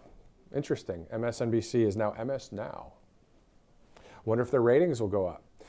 Anyway, enough of I think I'm going to stop bashing, the mainstream media so much because we already know. It's kind of already a thing that's, when President Trump was in his first administration, always talking about the fake news, right? And he still does it here and there. But should we even waste our time anymore on it? Maybe not. Because it's time to just move on and keep it on and win and get the job done. And of course, we're going to track the news, monitor the news that happens here at Right Side Broadcasting Network. It's 4:53 Central Time right now, 5:53. And we're looking forward to seeing the president there in Washington, D.C. Let's take a look at a couple things. I think some of you that may have just joined, let's look at some of these cartoons from A.F. Branco that we just had on just moments ago. First, let's go with that one right there. This is the White House 2028, Here I Come, and it says Governor Newsom on that plane. Well, hopefully that's not true. But look at San Francisco, L.A., and then, of course, California as the state there. And those are explosions in the sense of, destroying those cities, destroying the state, and now wants to come and destroy the United States. That's why we have to secure our elections. I put that on my Truth Social as well. Just secure these elections because there are more of us in the sense of people that vote on the right side of history. We've seen it in the past 3 elections. We can't give up. We can't stop and say, oh, well, this is happening. That's not happening. Oh, we're just going to give up. Nah, we keep going. That's the fighting spirit of the American people, right, guys? Like, let's keep on keeping on.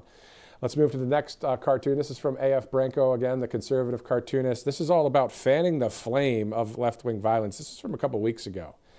You know, ICE, it's saying ICE are, you know, this and that, and MAGA is this, and Trump's this, and all the BS that you see from the left-wing media. So these are great cartoons, just illustrations of what's happening out there. So what we're hoping for is just more and more people to keep waking up and you know, turn on things like conservative media.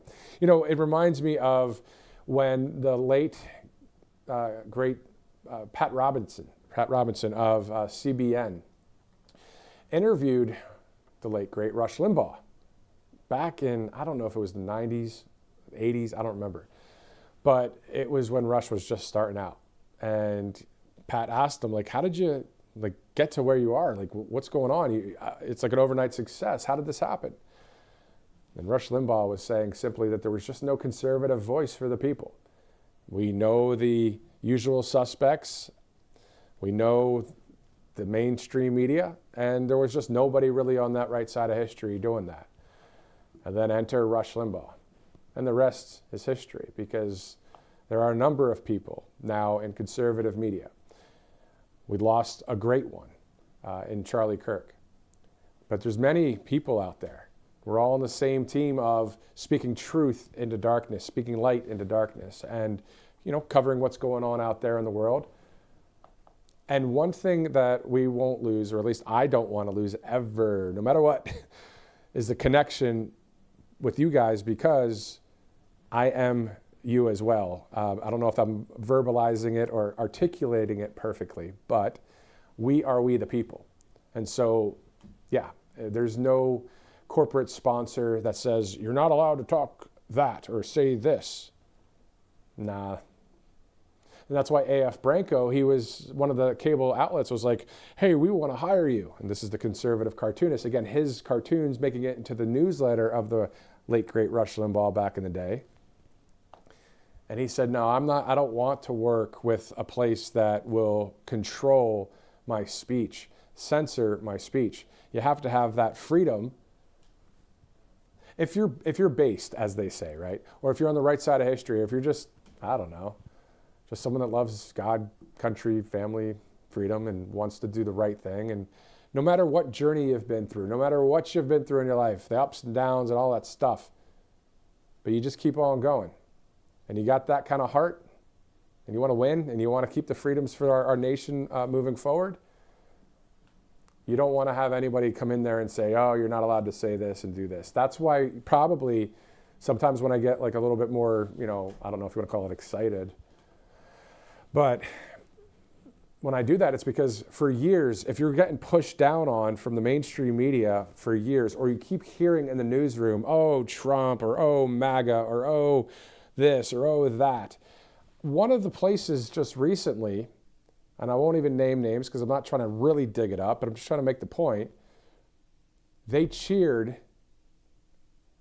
when our brother in Christ, for those that are Christian out there, Catholic, you know, those of us in the family of God,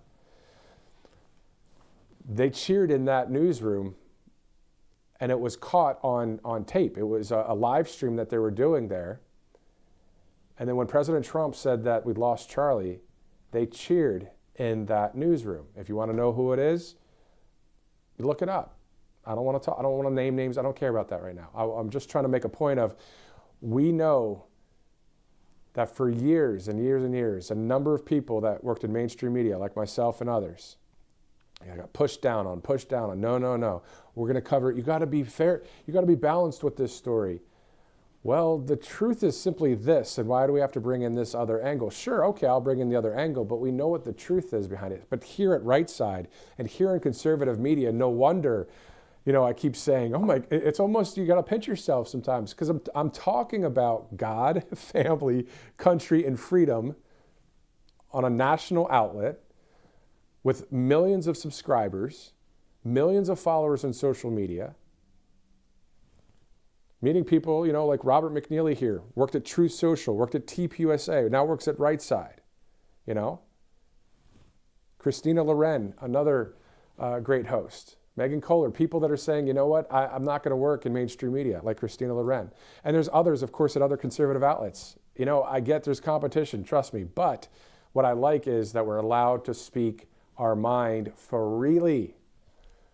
So let's go back to some of the things that we're happy and grateful and thankful for. Again, I put up a small list. If you want to share the things that you're grateful for, thankful for, I know I'm 10 days early on the Thanksgiving thing, but y'all are going to be at your houses. I'll be at, I believe up north. No, actually we're going to be down here this year. Anyway, so the point is though, we can talk about it on True Social and on X, but give it a shot right now. What are the things that you are saying, man, God, thank you so much. I'm thankful for this. So that's why I say, thank God for freedom and family and 1776 and the United States Constitution and the Bible and conservative media, and the list goes on. And I know it's not rocket science, and that's the thing. I don't care. I don't need to be, I'm glad I'm not a rocket scientist. I wouldn't be able to talk like this probably. But it's common sense stuff. It's just common sense. And I think that's what the people want. And that's what I want. I know that's what a lot of you guys want. I know it's what my family wants, friends, whoever. So that's what we'll do. Because we've been lied to for so long. How many years did we have to take on the mainstream media saying false things, false narratives, all to do one thing, to indoctrinate the masses, brainwash them, rinse and repeat. The main thing, I believe, too, is to sway public opinion. So if they get you here, they might get you here with that. And when you're out there voting or writing it in, hopefully paper ballots soon, right? That's what it's all about. And so for us to be able to flip the script, David versus Goliath, it's pretty cool. So anyway. It's 6:01. Looking forward to seeing the president there. He'll arrive any minute from now because the producers and the director just told me that the president has left the White House. So I'm not sure, to be honest, what building they are in that one there. I know that's in Washington, D.C., but I'm sure it's not going to take long, especially with that motorcade. You got to watch out when that motorcade's coming. They clear out their streets and I've said this before, but in New Hampshire, over the campaign trail, thanks to the owners here at this network, I was able to travel. And actually, it was with my wife at the time. We went up to New Hampshire. The president was all over New Hampshire doing a number of stops. So we just traveled from stop to stop. And one of the stops from one town to the next was a time to ride in the motorcade along with Secret Service and the president, and the media trucks or the cars would be behind the motorcade, but we would be with the motorcade. And man, no stopping. You go quick, you get there. So that's what's happening right now. The president on the way. Again, he's scheduled to speak any minute from now. So as soon as he arrives, I'm sure they're ready to go. The pre-program is done. Now, what we usually wait for, of course, is that presidential seal to be put on the podium there. He'll be speaking at the McDonald's Impact Summit in Washington, D.C. If you're just joining us now, we started our coverage at about 4:30. We've had a number of live interviews and, of course, spoke a lot about the very stories that are happening out there as well. So standing by for the Commander-in-Chief. As today's Monday, November 17th, what will this week look like? When will be the next press briefing? What events will be happening at the White House? How will the House vote when it comes to the Epstein files? Will there be any more indictments for those that have broken the law with the deep state? These are stories that a lot of people are talking about. And of course, the voter reform to secure our elections moving forward, because again, we're 300 some odd days until the midterms. It sounds like it's far off, but there's 44 days until or 45 days now until it's 2026 already.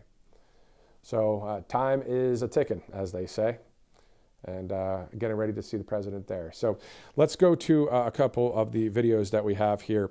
We might play, just in case, the president from last night within that 24/7 news cycle. It's about a 10-minute clip.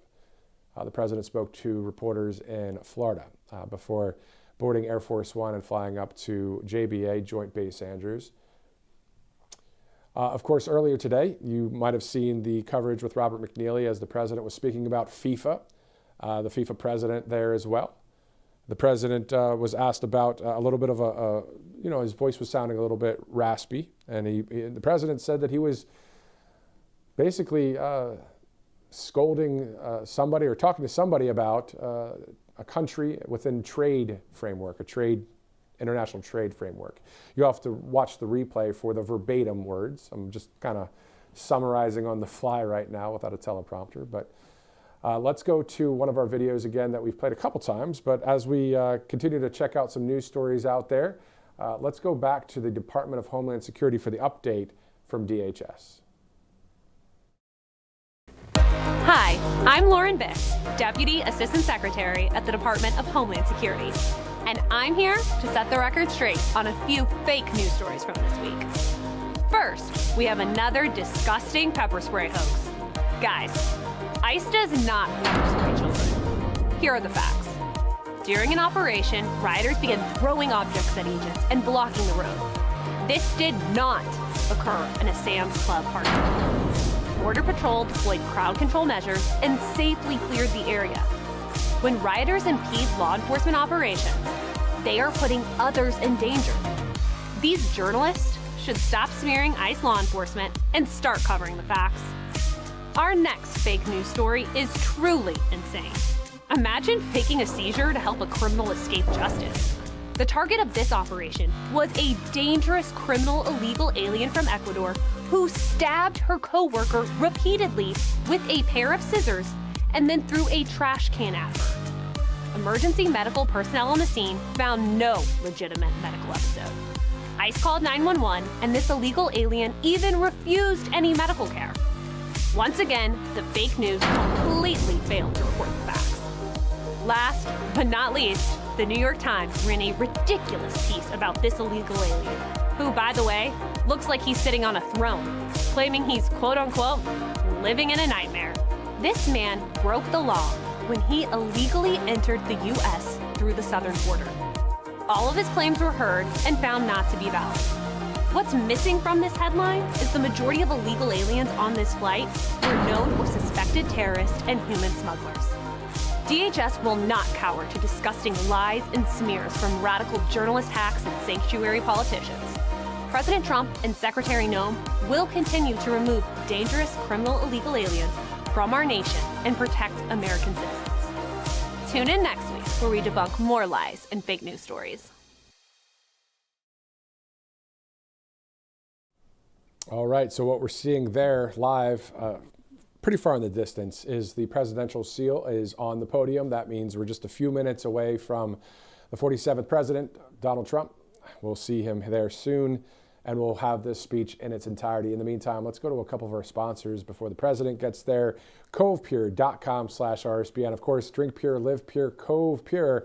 Now, tap water, not good stuff, right? This is the stuff that'll take all the, it's funny, I'm saying junk and stuff or whatever, but the point is, the stuff that's in the water, the chemicals and all the pharmaceuticals, that gets taken out with this filter system there. So 99.9% of all of that out of that tap water, so it tastes better. There's no aftertaste. It's healthier for you. And if you'd like, as you see there, it can be cold, warm, or hot water. And you can get $200 off for a limited time of that great system right there. So drink pure, live pure, covepure.com. I'm a huge fan, personally, of water filtration systems like this that'll take away the taste of tap water, but also all the chemicals that are in it. So there you go. Drink pure, live pure, covepure.com/RSBN. Also, Tax Network USA. 800-357-1415 and then tnusa.com/RSBN. Always good to have some peace of mind, especially in the financial world. You can get that with these great patriots. Tax Network USA, 800-357-1415. And which one do you like better? Do you like going online, or do you like making the phone call and talking to somebody live on the other end? Well, you have both options right there with the great Tax Network USA. Also, a cool new feature for those of you that have an iPhone out there. You probably already knew about this for a while, but I just used it earlier today. But when you're on hold, you can press a button that would take the music away and all that, and the phone will ring again once the agent gets back on the line. So if you're waiting for like 20 minutes, you can still scroll on your phone or just kind of put the phone to the side. It will ring again for you once that person comes on the line. I just found out about it. You guys probably are like, what? That happened? That's old news. All right. Well, anyway, it's 6:09 Monday, November 17th. All right. We know that the president has left the White House. Director, do we have audio in that room there? Got it. Okay, so we can't go there now because it's copyright music, but we do know we see another live picture there. So we have a 2-camera shoot there. We know that President Trump is in the building, so he'll be taking the stage any minute from now.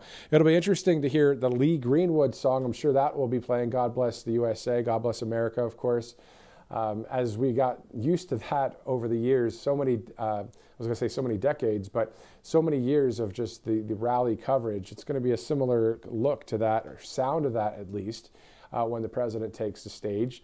We're not ignorant to the fact that there's a lot going on in the world, and there's a lot going on domestically. There's a lot of Truth Social posts that we've seen, and X posts, all about, whether it's MTG, whether it's the president, whether it's the Epstein files, what's going on with MAGA, all the things. We're not ignorant to any of that. We're monitoring it, and what we do is we're going to report on the news as it happens. So again, we know that this week the House of Representatives are going to vote whether or not to release all of the files. The president said, go ahead and release them. Let's go. We heard that earlier today with the Oval Office speech, or the Oval Office Q&A with the reporters when they were talking about FIFA earlier today. So again, thanks for sticking with us. We've been live since 4:30 this afternoon and getting ready to see the president any minute from now. Again, as soon as we see any more information from the public schedule for the president, we'll always, the next day, usually be covering those events with a preview show or a pre-show coverage of it, and then of course the event as is. So as soon as we see that tonight, we'll see what tomorrow looks like. Usually every week there's at least a press briefing with Carolyn Levitt, so maybe that's tomorrow or Wednesday. We'll track that for you, along with tracking a lot of the news stories that are happening out there. But in the meantime, one of those news stories is going to happen any minute from now at the McDonald's Impact Summit. All right, so outside of all the very serious things going on in our country, just got to do it again. Just a light note, a side note. Would you choose McDonald's or would you choose Burger King? All right, so just if you want to put that in the comment section, have fun with that. I'm not going to repeat what the director just said. Okay, fine, I will. Culver's is the spot that he likes. I've actually never had Culver's. Have you? I've never heard of Culver's until I moved to Alabama, but anyway. All right, so we see the podium there all set for the president. Of course, this is the McDonald's Impact Summit 2025. And we'll be going there any minute from now. So again, just to review, we are 10 days away, of course, from Thanksgiving, so next Thursday. And then on top of that, Christmas is 38 days away, New Year's Eve, 44 days. Our country's 250th birthday is 226 days away. So speaking of 229 days away. Speaking of 2026, what a year already. Without even being in 2026, a lot to be reporting on that year. When it comes to our 250th birthday for our country, when it comes to the midterm elections, the huge midterm elections, will we keep control of the House and Senate? These are very, very important elections coming up, as you guys know. So, and there's been a very, as they say in the news biz, it's a fluid situation. Well, it's kind of like that right now. We're seeing a lot of different things happen. And we're tracking and monitoring, and again, we'll see how everything pans out. This will be quite the week in itself in 2025 as we are getting ready to go dive headfirst into the holiday season. So we'll be here for you. And if there's any breaking news, even during the holidays, we'll be able to go live with coverage if there's breaking news. In the meantime, it's 6:13. Let's go to a commercial break. We'll be right back here on Right Side Broadcasting Network. Welcome to Right Side Broadcasting Network, your trusted conservative news outlet. At RSBN, we deliver the truth when the mainstream media falls short. Since 2015, we've proudly broadcasted every single one of President Trump's iconic MAGA rallies, bringing you the excitement and energy live before anyone else. By watching RSBN, you get an unfiltered front row view of the action on the ground. We interview the crowds to give a voice to millions of Americans just like you. We show you President Trump's speeches in their entirety, free from interruptions and censorship. We cover the stories that matter to you with the integrity and passion you deserve. Thank you for choosing RSBN as your home for America First News.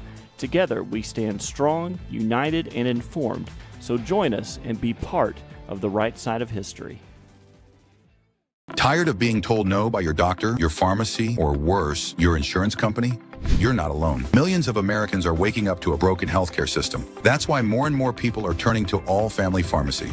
We believe in medical freedom. We deliver the prescription and the medication, all from licensed U.S. doctors and pharmacists, from ivermectin and trusted antibiotics to maintenance medications, even NAD+, the revolutionary anti-aging supplement. Use code RSBN10 at checkout for 10% off your first order. Every once in a while, something big happens, something that changes everything. And now, in a defining moment for crypto, Trump Media Group and Crypto.com are joining forces to acquire up to $6.4 billion of CRO, launching America's first ever CRO treasury, empowering the Kronos blockchain. This is more than a partnership. It's the future of finance built in America. For more, visit Crypto.com, where millions trade CRO every day. Hey y'all, it's Silk from the Diamond and Silk Chit Chat live show. Look, don't forget to check me out right here on RSBN Network. Be sure to watch the show on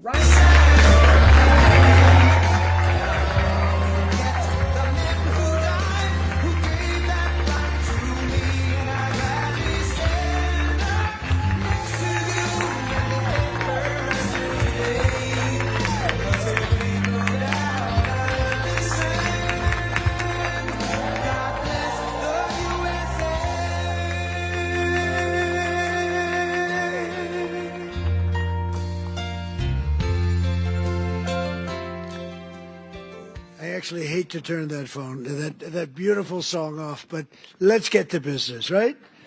And I want to congratulate you. You are with an incredible company, and I'm thrilled to be here with the men and the women who are really the heart and soul of one of the greatest, most admired, and most successful companies in the history of the world, frankly, the one and only McDonald's. I've gone there a couple of times.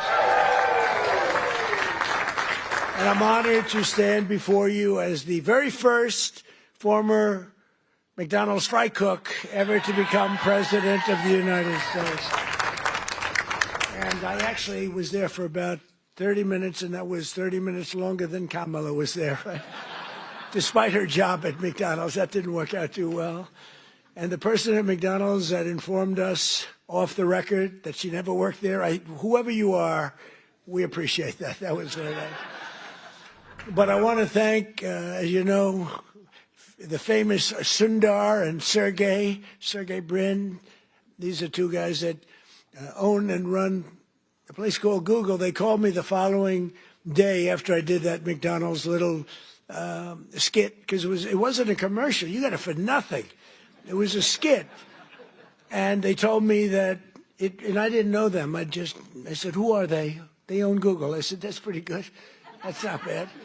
And that it received more hits than anything else in the history of Google, and that records, it still stands. So congratulations on allowing us to use it, but you made a very good deal as usual.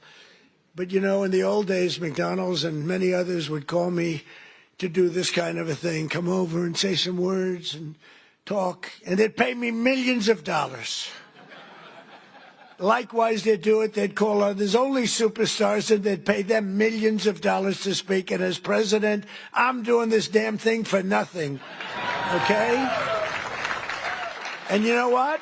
Because it's you, it's an honor to do it, and it's an honor to be here. Really, the job that McDonald's has done is incredible, and that you're doing. But as you may have heard, I'm also one of your all-time most loyal customers. I really am. Well, I think that's good. I'm pretty sure that's good.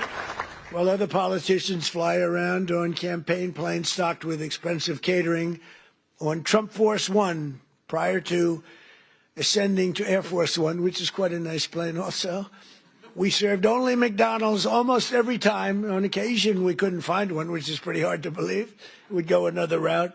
but we really did. You fed us very well, and I even got Bobby Kennedy to eat a Big Mac. And he told me he loved it. He didn't want that publicized. He told me he loved it. I thought it was great. I want to thank McDonald's chairman and CEO, Chris Kempczinski, who I just met backstage. I guess gave him a little piece of my speech signed. I said, do you want to keep this? You can either hang it, you can give it to somebody, you can throw it away. I don't care.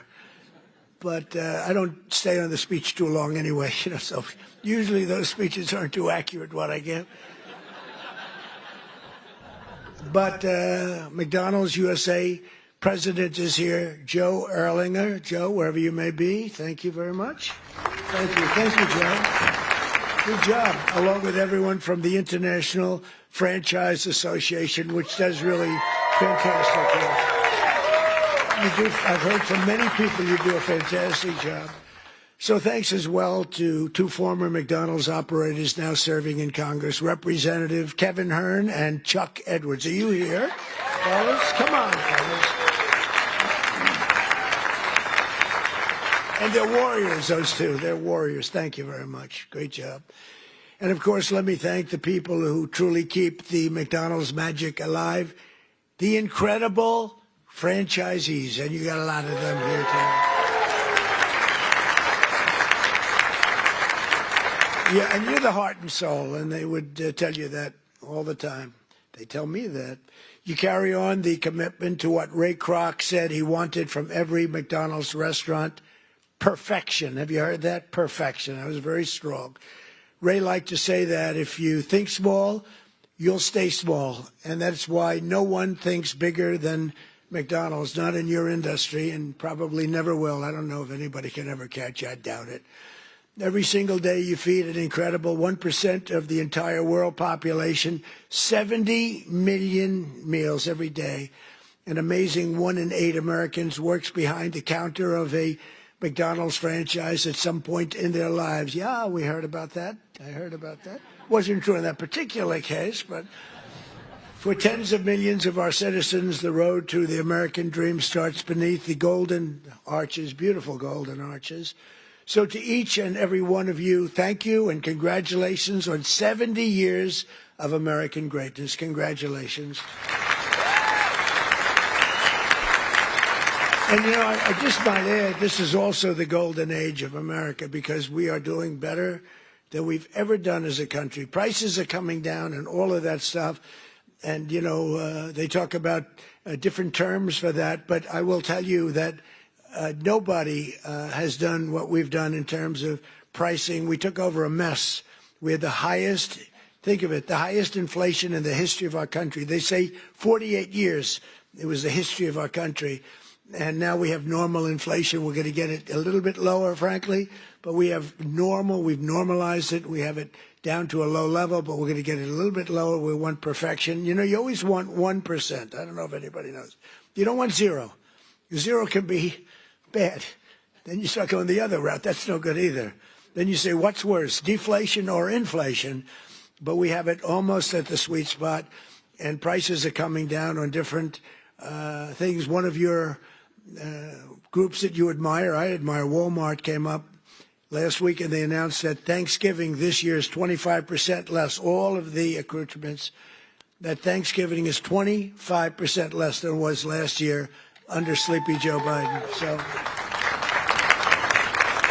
that's a big statement, and others have followed up by saying just about that. And to your leader, when we met, I said, how are you doing with prices? Prices are coming down. He said, we were up 40% because of Biden and inflation, and they're coming down, and they're coming down rapidly. So I hope that all continues to go, but we're really doing well as a country. Most importantly, however, I will tell you, big picture, we have over $17 trillion being invested in our country in 9 months. It's now just about ready to crack 18, and by the end of 1 year, we will have about $20 to $21 trillion invested in our country. That's more by 10 times the highest amount ever invested in any country ever before. And it's largely because of tariffs and, I think, November 5th election. But It's the largest amount. As an example, so if we have 20 or 21 in 1 year, 21 trillion, think of what that is. That's car factories, it's AI, it's everything. They're all coming back because of the tariffs. They're all coming back because they don't want to pay 15, 20, 30, 100% tariff. It wasn't that complicated. People are saying, Trump was right. It really wasn't that complicated, but it's been amazing. As an example, if you take me at 20 for 1 year, Sleepy Joe Biden, you know what he was? Less than 1 for 4 years. And if they got elected, they would have been at -10 because people were moving out of the country in record numbers, and welfare and other charges were increasing at levels that nobody has ever seen before. So you would have had double and maybe 50%, maybe literally more than they've ever seen. Welfare was going up. Everything was going up. Government jobs were going up. Real jobs were going down. So you would have had that catastrophe. And on top of it, instead of 20 trillion coming in, you would have had 10 trillion leaving our country. In other words, you would have had a catastrophe. You probably would have had a bankrupt country. You are so damn lucky that I won that election. I'm telling you. It's actually true. I hope the press covers that. Sometimes he got up and he ranted and raved and bragged. I don't brag. I just give you the facts. It's true. But those in this room know the people of our country better than anybody. And before the sun rises, you're up serving hot coffee to construction workers, nurses, and police officers on the way to the job. In the evening, you stand ready with the fast dinner and a smile for busy moms and their children as they race from school to soccer practice. Really is. It's Americana. And late at night, your lights are off and the only one still glowing when the long-haul trucker pulls up for a good meal and a best Coca-Cola in America. Best Coca-Cola. Whoa. And I'll bet they use real sugar in your Coca-Cola. They didn't in the United States. I said to the head of Coca-Cola, you got to go to sugar. They do in other countries. And you know what? They went to sugar. Isn't that nice? I said, you got to go to sugar. Just like I said, why is the Gulf of Mexico called the Gulf of Mexico? I said, we're changing the name. And now it's the Gulf of America. It has nothing to do with McDonald's, but maybe it does. Because it's very nice cycle. We have 92% of the shoreline. They have 8%. I wouldn't say I made a lot of friends in Mexico, but they still like me. Wasn't that a good change? Seriously, wasn't that beautiful? And it was done in an instant. It's like, normally you think a thing like that would take years. This took like 10 minutes. I asked somebody, good lawyers in my office, I said, would I be able to change the Gulf of Mexico? Is that possible to the Gulf? Sir, it's been that way for 350 years. They were here 100 years before us. We're 250, they were 350. It's been called the Gulf of Mexico, sir, for 350 years. I said, that's not the question. Am I able to change it? Yes. What do I do?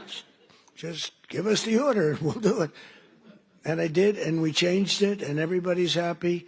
Well, not everybody, but most people.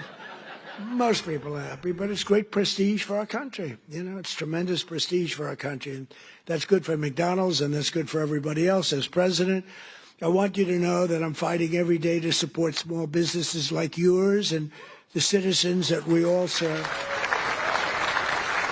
And together we're fighting for an economy where everyone can win, from the cashier starting her first job to a franchisee opening his first location to the young family in a drive-through line. I've been on that line many times.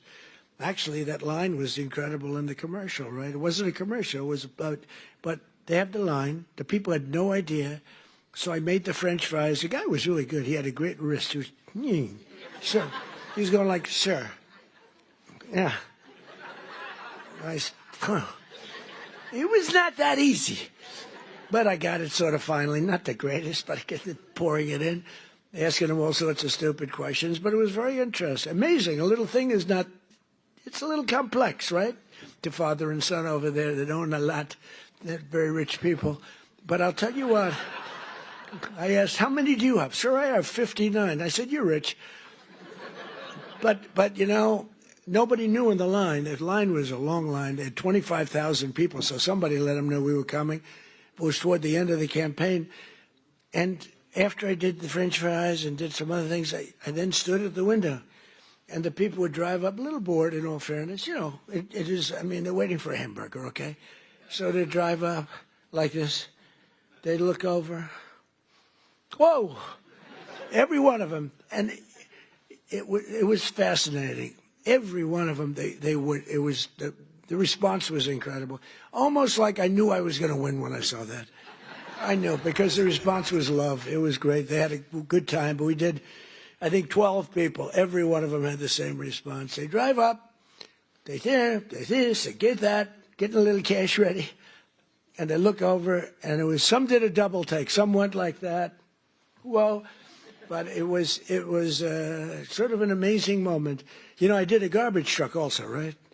And everybody, and I thought, when I spoke with Sergey and Sundar, I said, yeah, but the garbage truck was equal, wasn't it? They said, not even a contest. Garbage truck was great, not even a contest to McDonald's. And that's because we had the power of McDonald's. I mean, it was an amazing thing. I thought the garbage truck would have won. And they said it was good, but it wasn't even close. So that's a tribute to what you've built, really. It really is a tribute to what you built. But there's still a lot of work to do, and we're making tremendous progress. 1.9 million more American-born workers are employed today than when I took office. Think of that.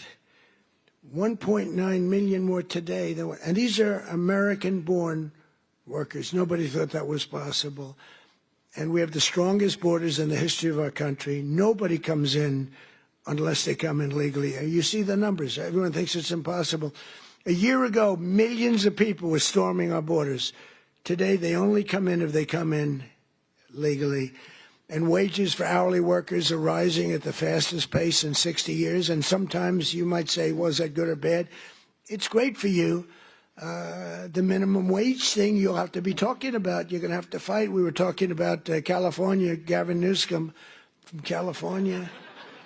And I knew he's laying siege on the minimum wage. And you people probably know, because that's a very complex subject, and you people probably know better than anybody the impact one way or the other, good or bad. And you're going to let your local congressmen, your senators know about it. But in 9 months, we've lifted over 600,000 Americans off a food stamp, and that's a record.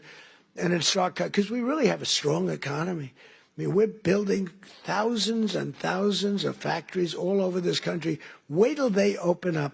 You're going to see something like we've never seen before. You know, we lost our auto industry.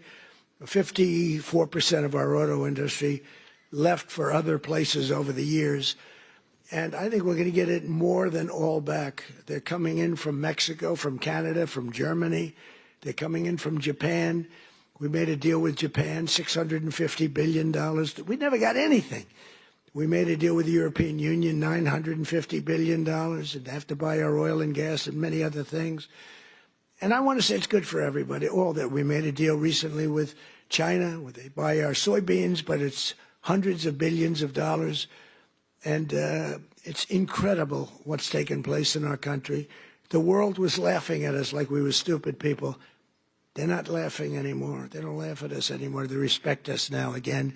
And that's what we want. We want to be liked. We want to be respected, much more so than being liked. And, you know, in a certain way, they like us better now, too. They respect us, but they like us better now because the world was ripping off our country. Not sustainable, not even sustainable. China was making $722 billion. Think of that. Not million. 722 million's a lot, isn't it? $722 billion. They built their military with the money that we gave them over the years. And in my first term, we had a great first term. The most successful economy we've ever had in my first term. This is going to blow it away. This is blowing it away, to be honest with you. It blows everything away. There's never been a time like this, and you're going to see the results, you know, pretty quickly.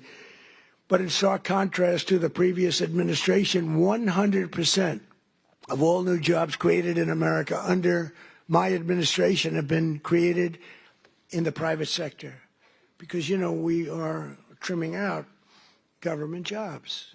You can't have, what they do is they give you phony job numbers in a lot of ways, but they'd hire 100,000 people, and all of a sudden it looks like they're doing well. They're not doing well, because those are jobs they hurt our country. If those jobs can be in the private sector, paying taxes and all the other things, it's a big 100% of the jobs that we put in think of that, are in the private, come from the private sector. In my first term, we built the greatest economy in the history of the world. And now we're doing it again, but this time it really is, as I said, much stronger, much better. I think it's going to be something that nobody has ever seen before. My pledge to every family and every small business is that I will not rest until you are richer, stronger, more successful, happier, till you've gotten a piece of the American dream. Some of you in this room have really gotten a piece of it because you made a great decision to go with a great, great company years ago. And it's really pretty amazing. That begins with making America. We have to do, the word is affordable, and affordable should be our word, not theirs, because the Democrats got up and talked affordability, and they don't say that they had the worst inflation in history, the highest energy prices in history. Everything was the worst. What they're great at is lying. They say affordability. This stuff was all much more expensive. We have a couple of items like coffee, which is a little high. We're going to get that down. You saw that today. The coffee comes down. Remember when I first took over? Eggs. My third day in office, I have a news conference, and the fake news media was screaming at me, Mr. Congressman, about eggs. Remember that? I'm standing there very innocent. Oh, hello. Do you have any questions? What about eggs? What about them? They're up 4 times.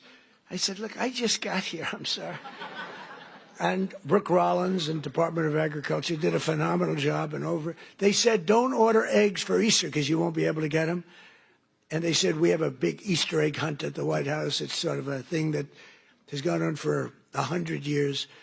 They said, could you order plastic eggs? I said, I'm not ordering plastic eggs. We're going to have eggs down by that time.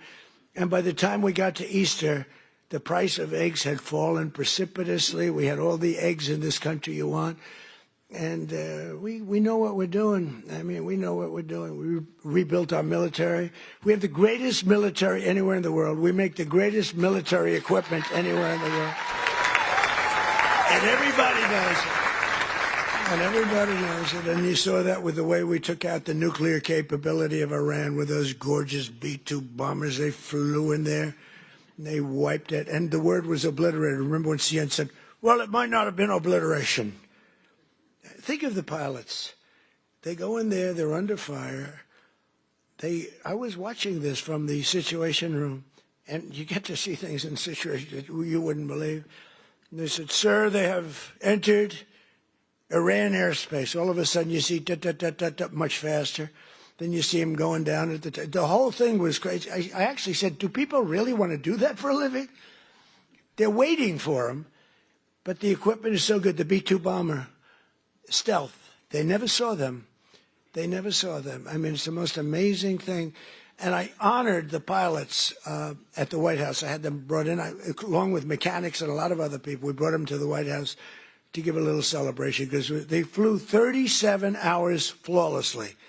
Now compare that to the Jimmy Carter Iran situation with the helicopters crashing and the this and the, oh, what a horror, and the hostages.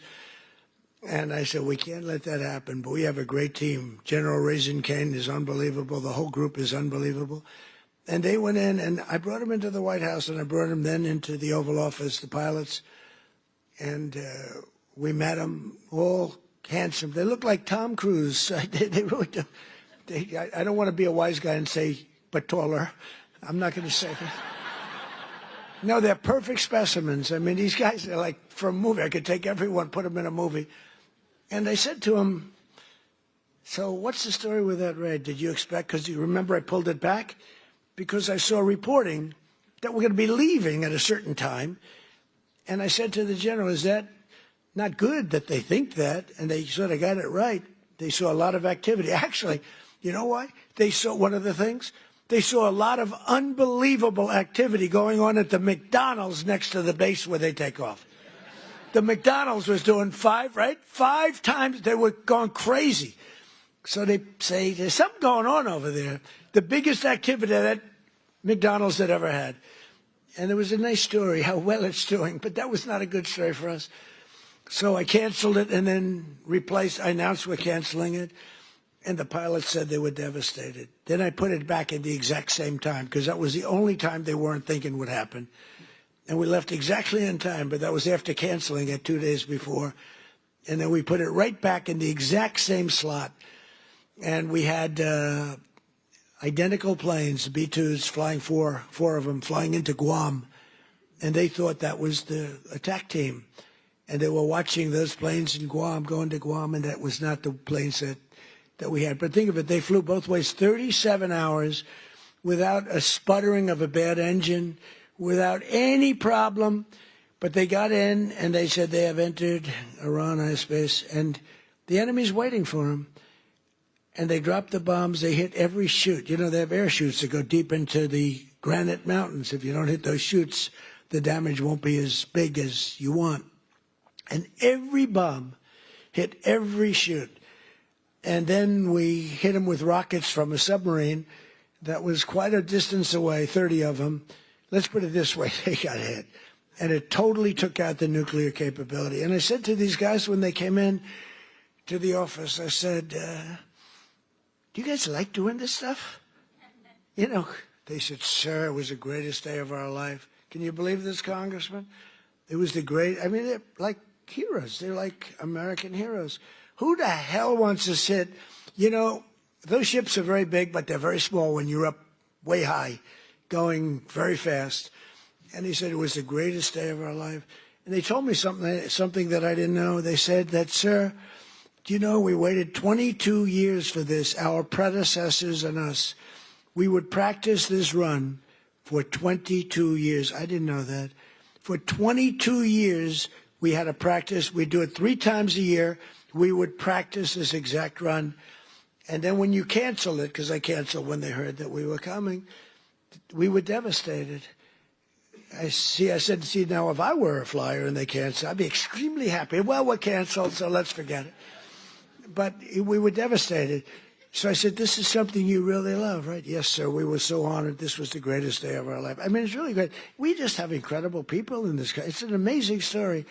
And they hit, and then they said, skedaddle, the word skedaddle. And that plane went like this. You know, when it drops a bomb, it goes down very sleepily because that gives it a better angle and, you know, more speed for the bomb. Very, very heavy bombs. And they go, boom. And as soon as those things, the one pilot, the first one said, skedaddle. And that thing just turned in its side. And it's so unbelievable. And that knocked out Iran nuclear capability. And all of the Middle East became a different place. And now we have peace in the Middle East. And at the United Nations today, they approved the Board of Peace, which is I'm going to chair. And we're picking the leaders or the heads of the most important nations in the world. I think it'll be a board like no other than perhaps the McDonald's board. You have a very good board. You actually have a very good board. But nobody thought a thing like that this just happened today. The Board of Peace, and it's going to be comprised of myself and leaders of other very important nations and very respected nations, and it's going to be something I think is going to be very important. It was just approved. It was just endorsed by the United Nations. It was pretty great. It's a big thing. I think it's one of the most important things the United Nations will ever do, actually. But Joe Biden's prices and his hikes cost a typical American family an estimated $33,000 and hit your workers and your customers and your small businesses. Very, very hard. The Biden administration started the affordability crisis, and my administration is ending it. I'm ending it. Prices are way down. If you just look, so we don't have, as I said, the inflation, but our energy prices are way down. And, you know, despite hamburgers being a big business, energy is one business that's bigger. When you get energy down, everything else is affected. If you start bringing the price of gas, that's like a massive tax cut. And they were selling, you know, they were having gasoline at $4.75 a gallon and $4.50, $3.50, $3.75. we're going to be able, it looks like we're going to be able to hit $2 a gallon in the not too distant future. But let's say we're $2.50, $2.70. Other than places like California, that's not fair because they put so high a tax on that you're really paying a lot of that price is the tax that you're paying to government, which is horrible, actually, what they do. But the price of gasoline and the price of energy is way down. So when energy comes down, you make the donuts, you make the chicken, you make whatever you're making. Everything is all about energy. You have to deliver it. You have the trucks. You have the fuel. When energy comes down, and it's come down fast, we had an expression, drill, baby, drill. And I drilled, baby, drilled. I tell you, we drilled. And last month it was announced we produced more oil and gas than any time in the history of our country by far. And when you do that, everything comes down. You don't even have to look at the numbers. And it's all beautifully coming down. And as per your chief executive and your chairman and everybody else, they tell me the prices at McDonald's are coming down. It's moving down. Unfortunately, they were so high in the last administration that people aren't that happy because it was so high. So even though it's coming down and coming down a lot, they want to see where it was, like when I was president. And we'll be getting it very close to that number, maybe even better, depending on what we do with energy. But the energy's coming way down. In the 9 months since I took office, we've stopped inflation in the tracks. Since January, the core inflation has been the lowest in just about 8 years, just changed. It was 4 years, now it's 8 years. It just changed about an hour. They just said, sir, if you want, we can rewrite the speech. I said, no, I can remember it very nicely. Thank you. I'm not Biden. In the past 6 months, the price of breakfast items has fallen 14%. Bread prices are down. Dairy prices are down. And the price of eggs has declined 86% since March, and much more than that since when I took over. Because when I took over, it was an egg crisis, as we said. And I want to give a very special thanks to McDonald's for slashing prices for your most popular items, bringing back extra value meals, and I hear you're recommitting to the affordable options of Americans that we really know and love, all of the items that we love. And I hear that McDonald's is playing a very big role in that. We're getting prices down for this country, and there's no better leader or advocate than McDonald's. And I believe the next time maybe I'll have to be back here again next year if you get them down enough, okay? That's all you have to do for me is get them down enough. We'll come back. We'll come back, Mr. Chairman. But while Democrats wanted to give Americans the largest tax hike in history in July, I proudly gave you the largest tax cuts in American history and signed the one big beautiful bill. I call it the great big beautiful bill into law. That includes no tax on tips, no tax on overtime, and no tax on Social Security for our great seniors. That is a big deal.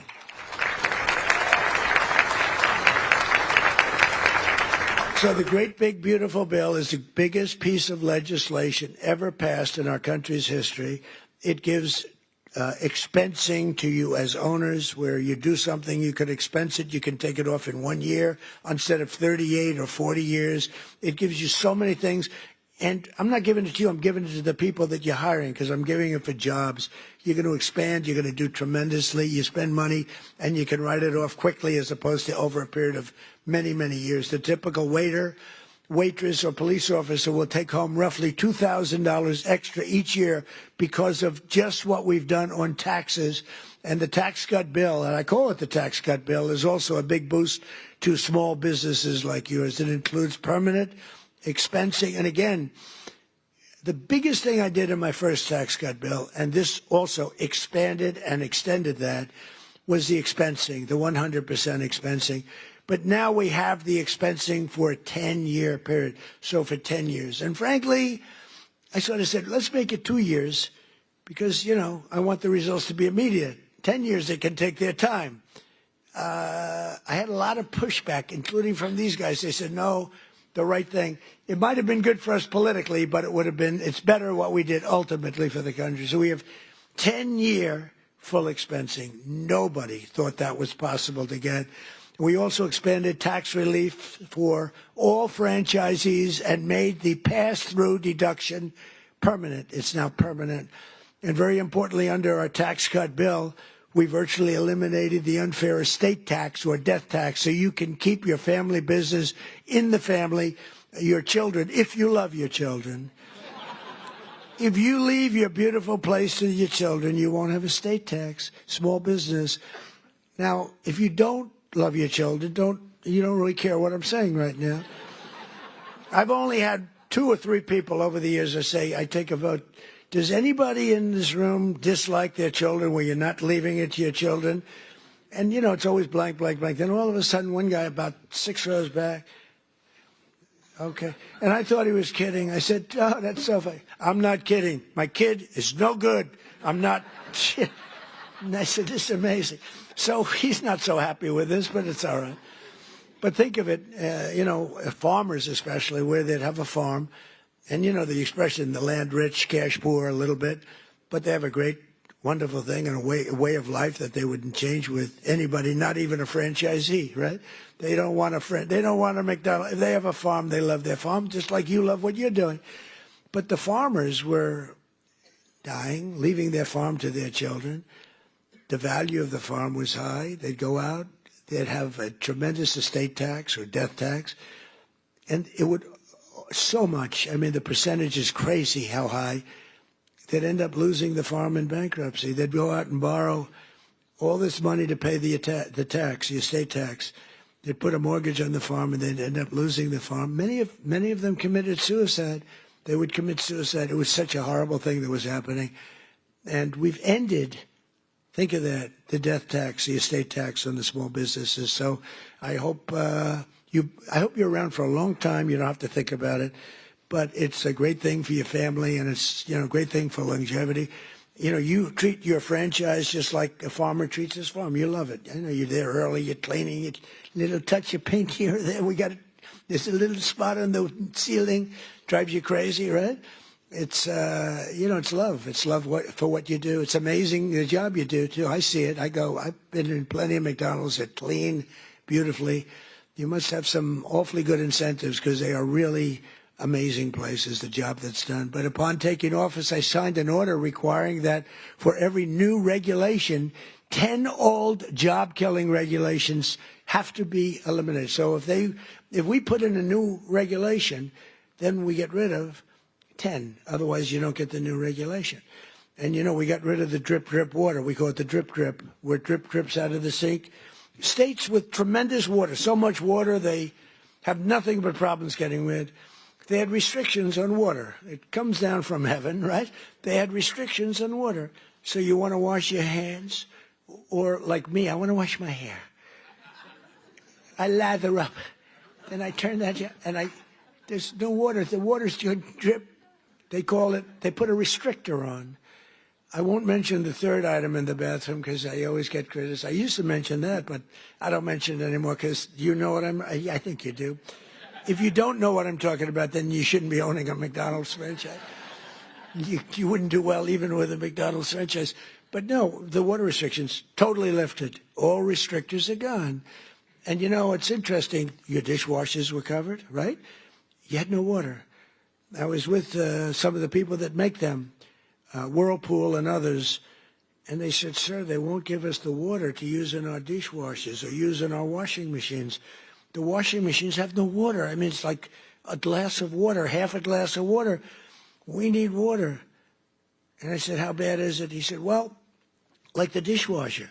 They put the dishes in, and they just keep pressing the button, being. They end up using more water. So I gave them, as you know, unlimited water. Biden came back with a rigged election, and he immediately restricted the water again. But I came back in and immediately unrestricted again. So now you have unlimited water to clean your damn dishes, okay? And other things. Your hands. Didn't you hate that? You walk in to wash your hands. I'm a big hands guy. I like to wash my hands. I used to hate shaking hands. Now, once you run for office, you better like shaking hands or you got a problem. You ever see a politician? No, I don't want to shake hands. Can you do that? I don't think you wouldn't be a politician very long. I actually thought that with COVID, that would be the end because, they didn't want you to shake. I said, well, but then it came back a little bit slowly, then eventually. But when you're a politician, you have to shake hands. So I like washing my hands. and you'd go into the sink, new places generally, and you turn on the water, and there's literally no water. And how about the places that think they're going to save a fortune, so they spend a lot of money, where the water turns off there. You press the thing, which you hate to do, your hands, you don't like to press. So you get the towel, you press it, you wash it, and the water stops. So they have both a restrictor and a stopper. You get like 4 drops of water. Tell me, do we really get rich with that?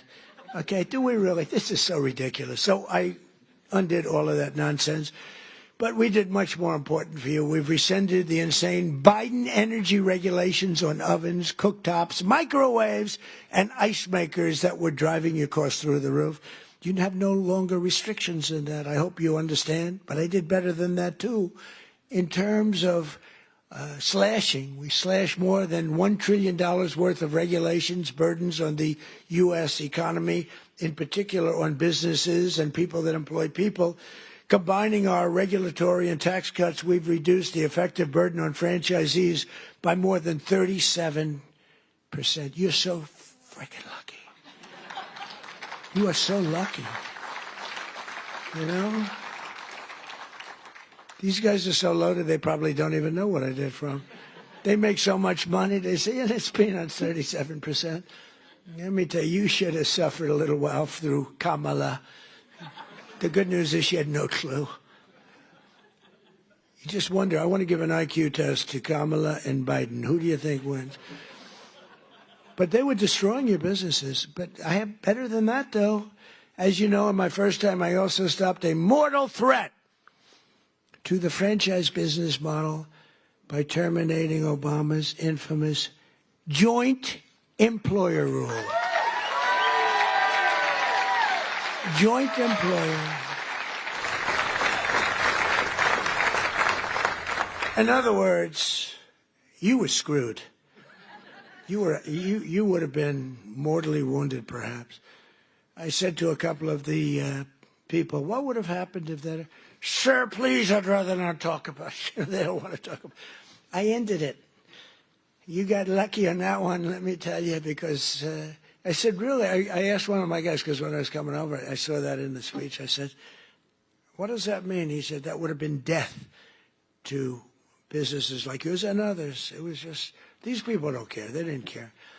But I ended it, and I think that's one of the biggest things that you'll ever have done for yourselves.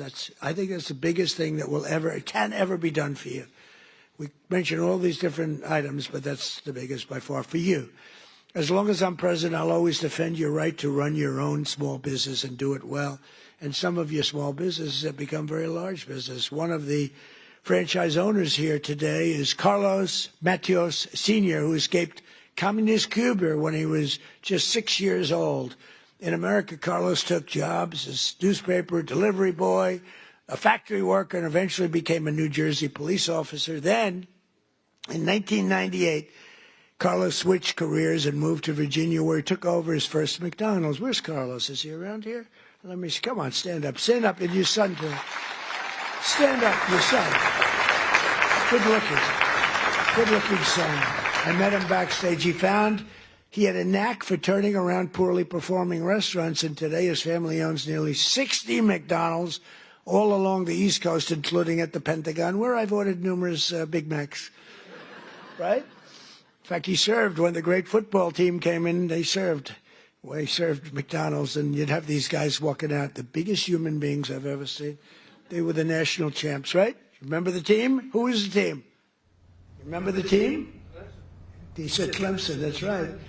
And these guys, I don't know, they were, like 6'6". What do you weigh? Sir, I weigh 392. I said, but you reported it much less. Yeah, that's what they say. But and he'd have like 12, just each. And I thought he was bringing them back to the rest of the team. I said, that's nice, but maybe the team wants them. No, this is what I said, are you going to eat all of them? Yes, sir. He didn't even know what I was talking about.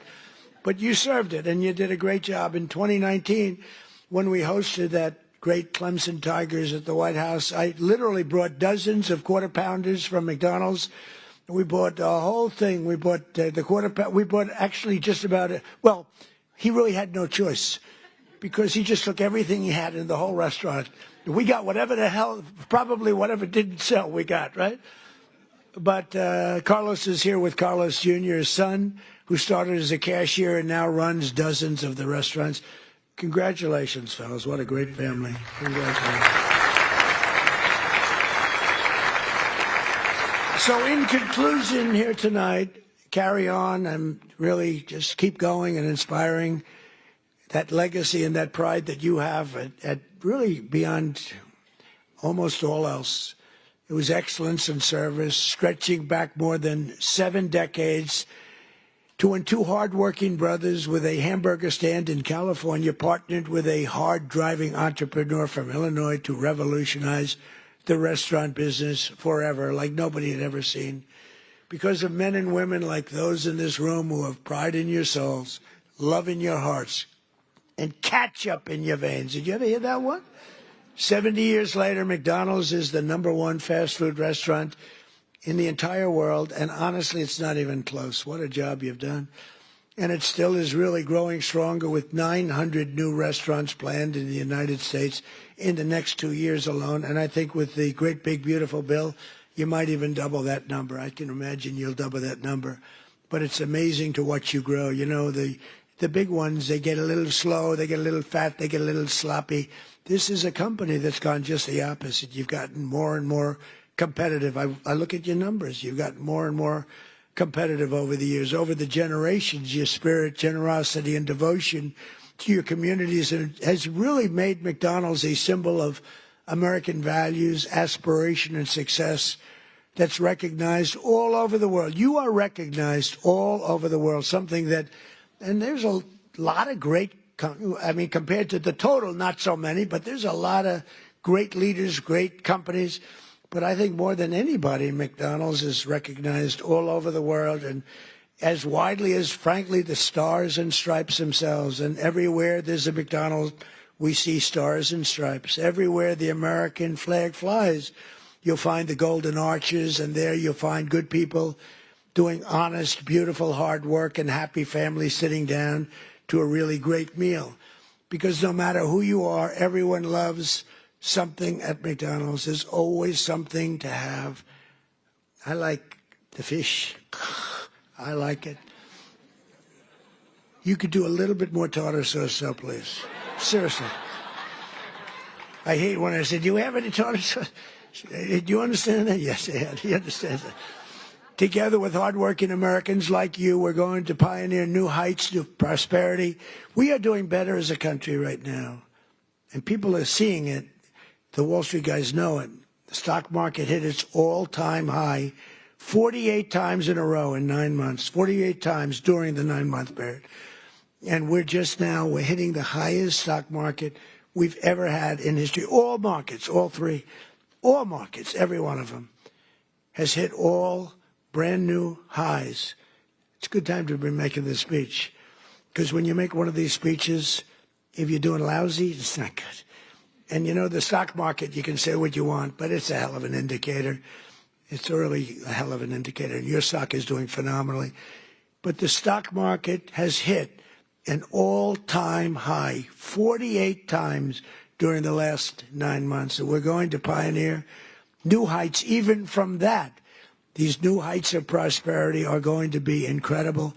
We're looking at affordability. We're going to bring it down for everybody, because not everybody understands the fact that a great stock market is great for everybody, including 401ks. You know, the 401ks hit the highest number that they've ever been 2 days ago. And that's a lot of people. So they understand what's going on. And we're going to make the American dream a word that, 2 words that you didn't have. You didn't have those 2 words. Remember when Biden said, it's all about 3 words, the American dream. You don't want to ever get in that situation. Remember that? That was not good. It's all about 3 words, American dream. But possible, and you're going to make it really possible for millions and millions of people. And you have an administration that's got your back. You don't have an administration that wants to put you out of business, that wants to take away your water, that wants to have you not use a microwave oven, that wants to do all these horrible things that are going to destroy you. They were looking to destroy you and other businesses too. So together we're going to make America richer, stronger, prouder, and happier than ever before. And you people can be very, very proud of the job you've done. You're respected all over the world. And it's an honor to be with the McDonald's. Thank you very much, everybody. Thank you. Thank you.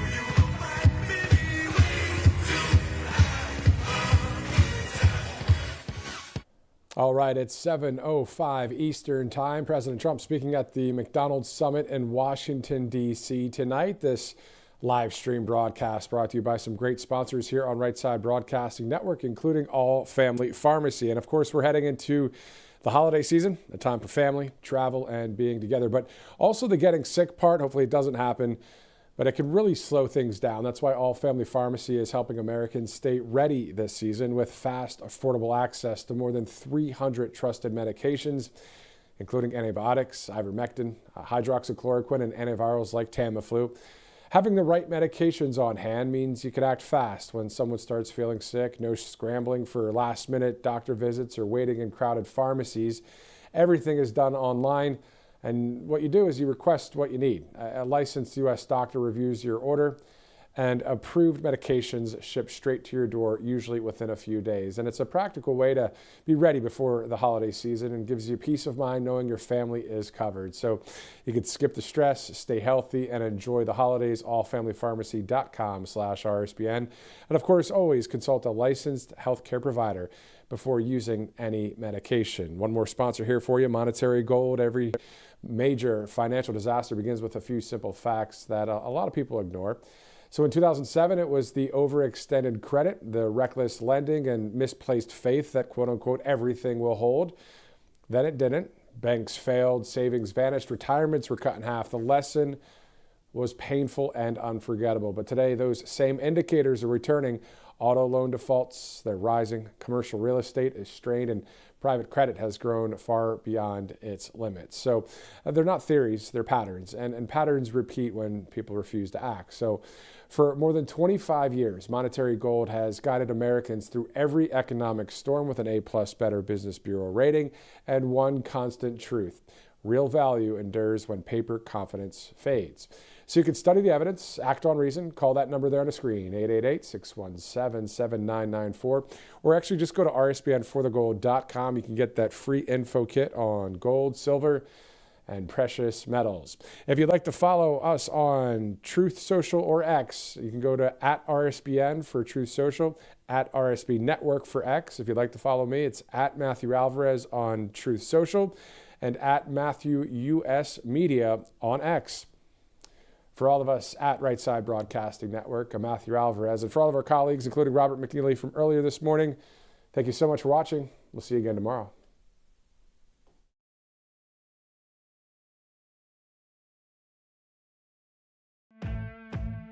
Welcome to Right Side Broadcasting Network, your trusted conservative news outlet. At RSBN, we deliver the truth when the mainstream media falls short. Since 2015, we've proudly broadcasted every single one of President Trump's iconic MAGA rallies, bringing you the excitement and energy live before anyone else. By watching RSBN, you get an unfiltered front row view of the action on the ground. We interview the crowds to give a voice to millions of Americans just like you.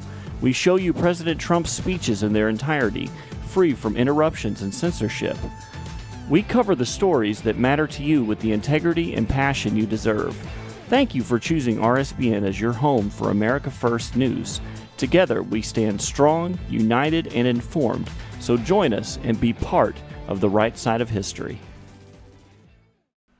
Hey y'all, it's Silk from the Diamond and Silk Chit Chat live show. Look, don't forget to check me out right here on RSBN Network. Be sure to watch the show on Right Side Broadcasting Network, and I want you to support Right Side Broadcasting Network. Yes, it's imperative that you do so, okay? I look to see y'all soon. Bye-bye.